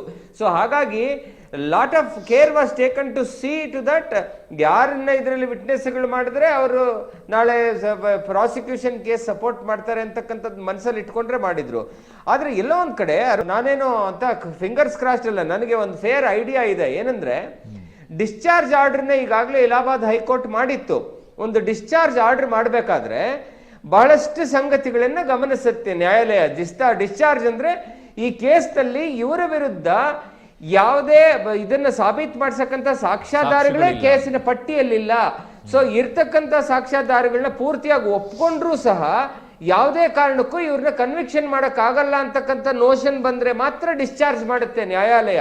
ಅಂದ್ರೆ ಕೇಸಿಂದ ಕೈ ಬಿಡ್ತಕ್ಕಂಥದ್ದು. ಆ ಒಂದು ಆರ್ಡರ್ ಆಲ್ರೆಡಿ ಆಗಿತ್ತು. ಸೊ ಹಾಗಾಗಿ since there has already been appraisal of evidence ದೃಷ್ಟಿಯಿಂದ ಒಂದು ವಿಚಾರ ಆದ್ರೆ, ಬಾಬರಿ ಮಸ್ಜಿದ್ ನ ಕೆಳಗಡೆ ಇದ್ದಂತ ಅವಶೇಷಗಳನ್ನ ತೆಗಿಲಿಕ್ಕೆ ಅದೇ ಪ್ರಕರಣ ಅವಕಾಶ ಕೊಟ್ಟಿದ್ರಿಂದ ಮೊದಲನೇದು. ಮತ್ತೆ ಎರಡನೇದು, ಬಾಬರಿ ಮಸ್ಜಿದ್ ನ ತೆಗೆದಂತೆ ಅಲ್ಲಿ ರಾಮ ಮಂದಿರ ಆಗ್ಬೇಕು ಅಂತ ಸರ್ವೋಚ್ಚ ನ್ಯಾಯಾಲಯವೇ ಹೇಳಿ ಈಗ ಅದಕ್ಕೆ ಬೇಕಾಗಿರುವಂತ ಭೂಮಿ ಪೂಜನೂ ಆಗಿ ಹೋಗಿರೋದ್ರಿಂದ ಈ ಕೇಸಿಗೆ ಬಹಳ ಮಹತ್ವ ಇದೆ ಅಂತ ನನ್ಗೆ ಅನ್ಸಲ್ಲ. ಮತ್ತು ತುಂಬಾ ಸ್ಪಷ್ಟವಾಗಿದೆ. ಅಕಸ್ಮಾತ್ ಅವತ್ತೇನಾದ್ರೂ ಆ ಪ್ರಕರಣ ಆಗಿರ್ಲಿಲ್ಲ ಅಂತಂದಿದ್ರೆ ಇವತ್ತು ಸರ್ವೋಚ್ಚ ನ್ಯಾಯಾಲಯಕ್ಕೂ ಕೂಡ ರಾಮ ಮಂದಿರಕ್ಕೆ ಬೇಕಾಗಿರುವಂತ ನಿರ್ಣಯ ಕೊಡ್ಲಿಕ್ಕೆ ಸಾಧ್ಯ ಆಗ್ತಿರ್ಲಿಲ್ಲ ಅನ್ನೋ ದೃಷ್ಟಿಯಿಂದ ನನ್ಗನ್ಸುತ್ತೆ ಏನು ತುಂಬಾ ಸೀರಿಯಸ್ ಆಗಿ ತಲೆ ಕೆಡ್ಸ್ಕೊಳ್ಬೇಕಾದಂತ ಅಗತ್ಯ ಇಲ್ಲ ಅಂತ ಅನ್ಸುತ್ತೆ. ತಲೆ ಕೆಡಿಸ್ಕೊಳ್ಬೇಕಾದಂತ ಅಗತ್ಯತೆ ಇಲ್ಲ. ಡೆಫಿನೆಟ್ಲಿ. ಓಕೆ, ಬಟ್ ಒಂದು ಈ ಹಿಂದೆ ಕೂಡ ಈಗಾಗಲೇ ಶ್ಯಾಮ್ ಸರ್ ಹೇಳ್ತಾ ಇದ್ರು, ಈಗಾಗಲೇ ಡಿಸ್ಚಾರ್ಜ್ ಆಗ್ಬಿಟ್ಟಿದೆ ಈ ಕೇಸಲ್ಲಿ, ಮತ್ತೆ ಆ ಕೇಸಲ್ಲಿ ಬೇರೆ ತೀರ್ಪು ಬರುತ್ತೆ ಅನ್ನೋದನ್ನ ನಿರೀಕ್ಷೆ ಮಾಡೋಕೆ ಸಾಧ್ಯ ಇಲ್ಲ, ಡಿಸ್ಚಾರ್ಜ್ ಆಗಿಬಿಡಬಹುದೇನೋ ಅಂತ ಹೇಳಿ.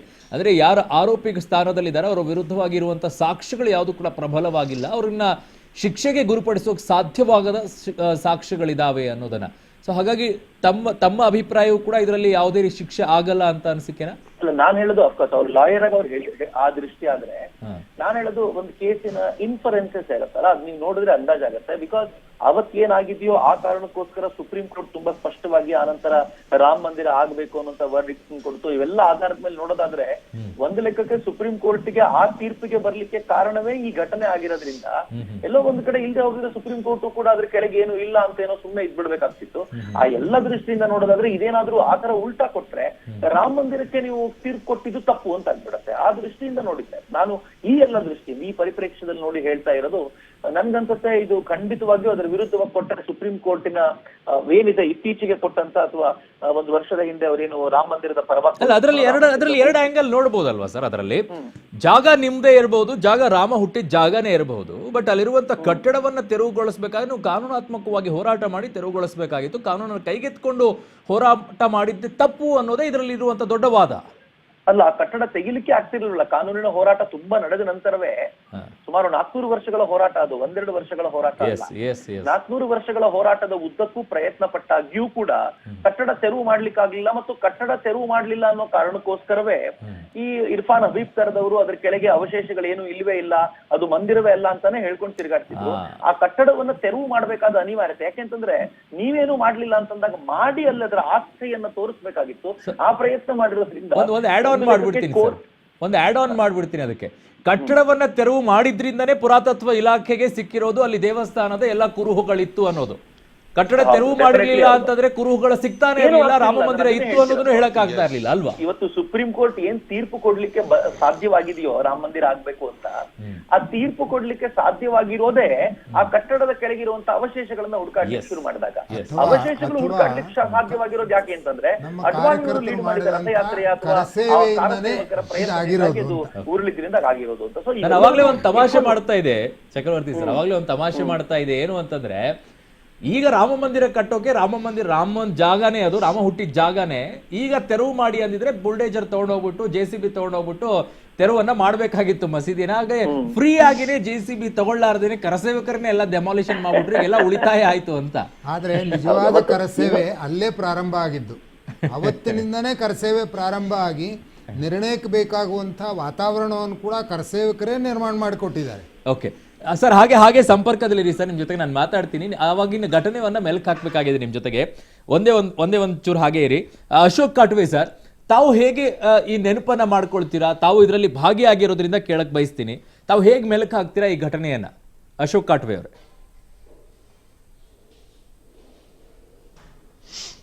ಹಾ ಸರ್, ಇದು ಈಗ ತಾನೇ ಸುಲಿಬಲಿ ಅವ್ರು ಹೇಳ್ದಂಗ ಕಳೆದ 400 ವರ್ಷದ ಹೋರಾಟ, 400 ವರ್ಷದ ಹೋರಾಟದೊಳಗೆ ಕೋರ್ಟಿಗೆ ಹೋದ್ರು, ಅಲ್ಲಿ ಹೋದ್ರು, ಅದು ಏನೂ ಬರಲಿಲ್ಲ ಇದ್ದರೆ ಅವಾಗ ಈ ಡೆಮಾಲಿಷನ್ ಮಾಡುವಂಥ ಪ್ರಸಂಗ ಬಂತು. ಈ ಡೆಮಾಲಿಷನ್ ಮಾಡಿದ ಮೇಲೆ ಗುರ್ತಾತು ಇಲ್ಲಿ ರಾಮ ಮಂದಿರ ಐತೆ ಅಂತ. ಅಲ್ಲಿ ಕೆಳಗೆ ಸಿಕ್ಕಂಥ ಅವಶೇಷಗಳನ್ನು ನೋಡ್ಲಾಗಿ ಅಲ್ಲಿ ರಾಮ ಮಂದಿರ ಅದ ಅನ್ನೋದು ಖಾತ್ರಿ ಆಯ್ತು. ತದನಂತರ ಸುಪ್ರೀಂ ಕೋರ್ಟಿನ ಹೋದ ವರ್ಷ ಇಲ್ಲಿ ರಾಮ ಮಂದಿರ ಕಟ್ಟಬಹುದು ಅಂತೇಳಿ ಆಯ್ತು. ಮೊನ್ನೆ ಶಿಲಾನ್ಯಾಸನೂ ಮಾಡೋದಾಯಿತು. ಹೀಗಾಗಿ ಇದು ಈ ಮೂರುಗಳು, ಒಂದು ಅಯೋಧ್ಯ, ಒಂದು ಕಾಶಿ, ಒಂದು ಮಥುರಾ, ಈ ನಮ್ಮ ಹಿಂದೂ ಜನರ ಒಂದು ಭಾವನೆಗಳು ಈ ಮೂರು ಮಂದಿರದ ಮೇಲೆ ಅದಾವು. ನೂರಾರು ಸಾವಿರಾರು ಮಂದಿರಗಳು ಹೊಡೆದಿರ್ಬೇಕು ಮೊಘಲ್ ರಾಜರು. ಆದ್ರೆ ಇವತ್ತೇನದ ಈ ಬಾಬ್ರಿ ಮಸೀದಿಯ ಅಂತ್ಯದಲ್ಲಿ ಕಾರ್ಯಕರ್ತರಿಗೆ ನಮ್ಮ ದೇಶದ ಎಲ್ಲ ಜನರ ಒಂದು ಭಾವನೆಗಳು ಈ ರಾಮ ಮಂದಿರ ಕಟ್ಟಿದ್ದು ಬಹಳ ಒಳ್ಳೇದಾಯಿತು, ಬಹಳ ಒಳ್ಳೆ ಡಿಸಿಷನ್ ಬಂತು ಅಂತ ಹೇಳಿ ಎಲ್ಲರ ಭಾವನೆಯಲ್ಲಿ ಅದ. ಬಿದ್ದಿದ್ರ ಬಗ್ಗೆ ಯಾರಿಗೂ ಅದರ ಅಷ್ಟೇನು ಇದು ಇಲ್ಲ, ಬಿದ್ದಿದ್ದೇ ಒಳ್ಳೇದಾಯ್ತು ಅಂತ ಹೇಳ್ತಾರ. ಅಲ್ಲ, ಅವತ್ತಿನ ಘಟನೆಯನ್ನ ಹೇಗ್ ಮೆಲಕ್ ಹಾಕೊಳ್ತೀರಾ ಅಂತ, ಸಿಕ್ಕುವಲ್ಲ, ಅವತ್ತಿನ ಘಟನೆಯನ್ನ ಹೇಗ್ ಮೆಲಕ್ ಹಾಕೊಳ್ತೀರಾ? ತಾವು ಭಾಗಿಯಾಗಿದ್ರಿಂದ ಕೇಳ್ತಾ ಇದ್ದೀನಿ. ಹಾ, ಅದು ಹೌದು ಸರ್, ನೂರಾರು ಕಾರ್ಯಕರ್ತರಿಂದ ನಾನು ಭಾಗಿಯಾಗಿದ್ದೆ. ಅವತ್ತಿನ ಘಟನೆಗಳು, ಕೀರ್ತನೆಗಳು, ಕಾರ್ಯಕ್ರಮಗಳು, ಭಾಷಣಗಳು, ಒಂದು 4-5 ದಿವಸ ಮೊದಲೇ ಹೋಗಿದ್ವಿ ನಾವಲ್ಲೇ ಅಯೋಧ್ಯದಲ್ಲಿ. ಒಂದು ಟೆಂಟದಲ್ಲಿ ನಮಗೆಲ್ಲ ವ್ಯವಸ್ಥೆ ಮಾಡಿದ್ರು. ಸಾವಿರಾರು ಕಾರ್ಯಕರ್ತರು ಆ ಜಾಗದಲ್ಲಿ ನಾವಿದ್ವಿ. ಅಲ್ಲೇ ದಿವಸ ಒಂದೊಂದು ಕಾರ್ಯಕ್ರಮ, ಭಾಷಣಗಳು, ಆಮೇಲೆ ಕೀರ್ತನೆಗಳು, ಭಜನೆಗಳು, ಆ ರೀತಿಯಾದಂಥ ಕಾರ್ಯಕ್ರಮ ನಡೀತಿತ್ತು. ಕಡೆ ದಿವಸ ಈ ದಿವಸ ಅದು ಏನು ಯುವಕರ ತಂಡ ಅದು ಡೆಮಾಲಿಷನ್ ಮಾಡಲಿಕ್ಕೆ ಹೊರಟು, ಆವಾಗ ಸ್ವಲ್ಪ ಟೆನ್ಸ್ ಆಯಿತು. ಆ ದಿವಸ ಮರುದಿವಸ ಬಹಳಷ್ಟು ಟೆನ್ಸ್ ಆಯಿತು. ತಾವು ಹತ್ತಿದ್ರ ಸರ್ ಮಸೀದಿ ಮೇಲೆ? ಮಾಡಿ ಕಾರ್ಯಕರ್ತರು ಅಲ್ಲಿಂದ ಹೊರಟರು ಸರ್. ನಾವೇನು ಹತ್ತಕ್ಕಾಗಲಿಲ್ಲ, ನಮ್ಮ ಕಾರ್ಯಕರ್ತರು ಎಲ್ಲರೂ ಹತ್ತಿದ್ರು ಅಲ್ಲೇ ಡೆಮಾಲಿಷನ್ ಮಾಡಿ. Okay okay okay. ನಮ್ಗಿಂತ ಸಣ್ಣ ಕಾರ್ಯಕರ್ತರು ಎಲ್ಲ ಎಸ್ ಚಕ್ರವರ್ತಿ ಸುಲಿಬೆಲೆ ಸರ್ ಇದ್ದಾರೆ ಅಂತ ಅನ್ಕೊಳ್ತಾ ಇದ್ದೀನಿ. ಸರ್ ಕೇಳಿಸ್ತಾ ಇದೆಯಾ ಸರ್? ಕೇಳಿಸ್ತಾ ಇದೆ. ಎಸ್, ತಾವು ಈ ಘಟನೆಯನ್ನ ಮೆಲಕ್ ಹಾಕೊಳ್ಳೋದಾದ್ರೆ ಹೇಗ್ ಮೆಲಕ್ ಹಾಕ್ತೀರಾ? ಈ ರಥಯಾತ್ರೆ ಶುರುವಾದಾಗ ನಾವೆಲ್ಲ ಬಹಳ ಚಿಕ್ಕವರು, ಹೀಗಾಗಿ ನಮ್ಗೆ ರಥಯಾತ್ರೆಯಲ್ಲಿ ಪಾಲ್ಗೊಂಡಿದ್ದೆ. ನನ್ನ ಹಳ್ಳಿಗೆ, ನಾನಿರುವ ಹಳ್ಳಿಗೆ ರಥಯಾತ್ರೆ ಬಂದಾಗ ಇಟ್ಟಿಗೆಯನ್ನು ಸಂಗ್ರಹಿಸಿ ಕೊಟ್ಟಿದ್ದು ಅವೆಲ್ಲ ಒಂದು ಪಾರ್ಟ್. ಎರಡನೇ ಪಾರ್ಟ್ ನಮ್ಗೆ ತುಂಬಾ ದೊಡ್ಡದೇನು ಅಂತಂದ್ರೆ, ಬಾಬರಿ ಮಸೀದಿ ಉರುಳಿದ್ದು ಅಂತಂದ್ರೆ ಅದು ಹಿಂದೂ ಮುಸ್ಲಿಂ ದಂಗೆಗಳ ಪರ್ವ ಅಂತ ನಮ್ಮ ಮನಸ್ಸಲ್ಲಿ. ಆ ಟೈಮಲ್ಲಿ ದಂಗೆಗಳಾಗಿದ್ದು, ಎಲ್ಲ ಕಡೆ ಗಲಾಟೆ ಮಾಡ್ಕೊಂಡಿದ್ದು, ಇವೆಲ್ಲವೂ ಕೂಡ ಒಂದು ನಡೆದಿದ್ದು. ಬಟ್ ಈಗಲೂ ಕೂಡ ಬಹುಶಃ ಕೆಲವರಿಗೆ ಬೇಸರ ಅಂತ ಅನಿಸ್ಬೋದು, ಆದ್ರೆ ಒಂದಂತೂ ಹೌದು, ಅದು ನೂರಾರು ವರ್ಷಗಳ ಒಂದು ಕಳಂಕ ಇತ್ತಲ್ಲ, ಆ ಕಳಂಕವನ್ನು ತೊಡೆದ ಪ್ರಕರಣ ಅಂತ ನಾನು ಈಗಲೂ ಭಾವಿಸ್ತೀನಿ. ಅದಕ್ಕೆ ಇತ್ತೀಚೆಗೆ ನಾವು ಕರುನಾಡ ಹನುಮ ಅಂತ ಬಾಬರಿ ಮಸೀದಿಗೆ ಎಲ್ಲರೂ ಸೇರ್ಕೊಂಡು ಅದನ್ನು ತೆಗೆದ ನಂತರ ರಾಮ ಮಂದಿರಕ್ಕೆ ಏನು ಅಡಿಗಲ್ಲು ಸಮಾರಂಭ ಆಯ್ತು, ಆ ಅಡಿಗಲ್ಲು ಸಮಾರಂಭಕ್ಕೆ ಎಲ್ಲರೂ ರಾಷ್ಟ್ರದ ಕಡೆ, ಅಯೋಧ್ಯೆ ಕಡೆ ಮುಖ ನೋಡ್ತಿದ್ರೆ ನಾವು ಯಾರ್ಯಾರು ಕರಸೇವಕರಾಗಿ ಹೋಗಿದ್ರೋ ಅವರಿಗೆ ನೀವೇ ಹನುಮರು ಅಂತ ಸನ್ಮಾನ ಮಾಡಿದ್ದು ಆ ಕಾರಣಕ್ಕೋಸ್ಕರ. ಬಿಕಾಸ್ ಅವರುಗಳ ಪ್ರಯತ್ನದಿಂದಾಗಿ ಇವತ್ತು ನಾವು ರಾಮ ಮಂದಿರ ಅಥವಾ ರಾಮ ಹುಟ್ಟಿದ ಜಾಗದಲ್ಲಿ ಮತ್ತೊಂದು ಬಾರಿ ಮಂದಿರವನ್ನು ನೋಡ್ಲಿಕ್ಕೆ ಸಾಧ್ಯವಾಗ್ತಾ ಇದೆ. ಒಂದು ಸುದೀರ್ಘವಾದ ಪ್ರಯತ್ನಗಳ ನಂತರ, ಎಲ್ಲ ಶಾಂತಿಯುತವಾದ ಪ್ರಯತ್ನಗಳನ್ನೇ ಉಪಯೋಗಿಸಿಕೊಂಡು ಮಧ್ಯ ಸ್ವಲ್ಪ ಜೋರ್ ಜಬರ್ದಸ್ತ್ ಮಾಡಿಯೂ ಕೂಡ ನಾವು ನಮ್ಮ ಮಂದಿರವನ್ನ ಮರಳಿ ಪಡೀಲಿಕ್ಕೆ ಆಯ್ತು ಅಂತ ಆ ಕಾರ್ಯಕರ್ತರನ್ನ ಮಾತನಾಡಿಸುವಾಗ, ಅರುಣ್, ಇದು ಬಹಳ ಜನರಿಗೆ ಗೊತ್ತಿರ್ಲೇಬೇಕಾದ ಸಂಗತಿ ಏನು ಅಂತಂದ್ರೆ, ಅನೇಕ ಒಬ್ಬ ಕಾರ್ಯಕರ್ತರು ನಂಗೊಂದು ಲೆಟರ್ ಕಳಿಸಿದ್ದಾರೆ. ಅದು ರೋಮಾಂಚನವಾಗುವಂತ ಸಂಗತಿ ಏನು ಅಂತಂದ್ರೆ, ಮನೆಗೆ ಪತ್ರ ಬರೆದಿದ್ದಾರೆ. ನಾನು ಹೋಗಿದ್ದೀನಿ, ನಾನು ವಾಪಸ್ ಬರ್ತೀನೋ ಇಲ್ವೋ ಗೊತ್ತಿಲ್ಲ, ನನ್ನ ಮನೆಯಲ್ಲಿ ಎಲ್ಲ ನೀನೇ ನೋಡ್ಕೋಬೇಕಾಗ್ಬೋದು, ಮಕ್ಕಳನ್ನ ಚೆನ್ನಾಗಿ ಓದಿಸು, ಚೆನ್ನಾಗಿ ಬೆಳೆಸು, ನಾನು ಈ ಸಂದರ್ಭದಲ್ಲಿ ಬಿಟ್ಟು ಹೋಗ್ತಿದ್ದೀನಿ ಅಂತ ಬೇಜಾರಾಗ್ತಿದೆ, ಆದ್ರೆ ಮಹತ್ವದ ಕೆಲಸಕ್ಕೆ ನನ್ನ ಪ್ರಾಣಾರ್ಪಣೆ ಆದ್ರೂ ಬೇಸರ ಪಟ್ಕೋಬೇಡ ಅಂತ ಸುಳ್ಯ ಭಾಗದ ಒಬ್ಬ ಕಾರ್ಯಕರ್ತರು ಮನೆಗೆ ಬರೆದಿರುವಂತ ಪತ್ರವನ್ನು ಯಾರೋ ಕಳಿಸ್ಕೊಟ್ಟಿದ್ರು. ಅಂದ್ರೆ ಈ ತರ ಅವರು ಡಿಸೈಡ್ ಮಾಡ್ಬಿಟ್ಟಿದ್ರು, ಈ ಕೆಲ್ಸಕ್ಕೋಸ್ಕರ ನನ್ನ ಸಮರ್ಪಣೆ ಆದ್ರೂ ಪರವಾಗಿಲ್ಲ, ನಾನು ಈ ಕೆಲಸ ಮಾಡಿಯೇ ಮಾಡ್ತೀನಿ ಅಂತ. ಈ ತರದ್ದು ಏನ್ ನಡೆದಿದ್ಯಲ್ಲ, ಅದು ಬಹಳ ವಿಶೇಷವಾಗಿರುವಂತದ್ದು. ಇಡೀ ಪ್ರಕರಣದಲ್ಲಿ ನಮ್ ಖಂಡಿತವಾಗಿಯೂ ಅವೆಲ್ಲವೂ ನೆನಪಿನಲ್ಲಿ ಇಟ್ಕೊಳ್ಬೇಕಾಗಿರುವಂತ ಸಂಗತಿ. ವಾಮನಾಚಾರ್ಯ ಸರ್, ಒಂದು ಘಟನೆಯನ್ನ ಕೂಡ ಮೆಲುಕು ಹಾಕ್ತಾ ಇದ್ರು ಆಗ್ಲೇ. ಸಹೋದರರ ಇಬ್ಬರ ಮೆಲುಕನ್ನ ಹಾಕ್ತಾರೆ. ರಾಜಸ್ಥಾನದವರು, ಅವ್ರು ಪಶ್ಚಿಮ ಬಂಗಾಳದಿಂದ ಈ ಕಡೆಗೆ ಬರ್ತಾರೆ. ಅವ್ರು ಬಂದಾಗ ಮೊದಲು ತಮ್ಮ ಸಾಯ್ತಾನೆ, ಅದಾದ ನಂತರ ಅಣ್ಣ ತಮ್ಮನ ಸಾವು ಆದ್ರೂ ಕೂಡ ಒಂಚೂರು ಹಿಂಜಡಿದ್ದೇನೆ ಮತ್ತೆ ಹೋರಾಟವನ್ನ ಮಾಡ್ತಾನೆ. ಅಣ್ಣನೂ ಅಲ್ಲೇ ಇದಾಗ್ತಾನೆ. ಆಗ ತಾಯಿ ಮಾತಾಡೋ ವಿಚಾರವನ್ನ ವಾಮನಾಚಾರ್ಯರು ಹೇಳ್ತಾ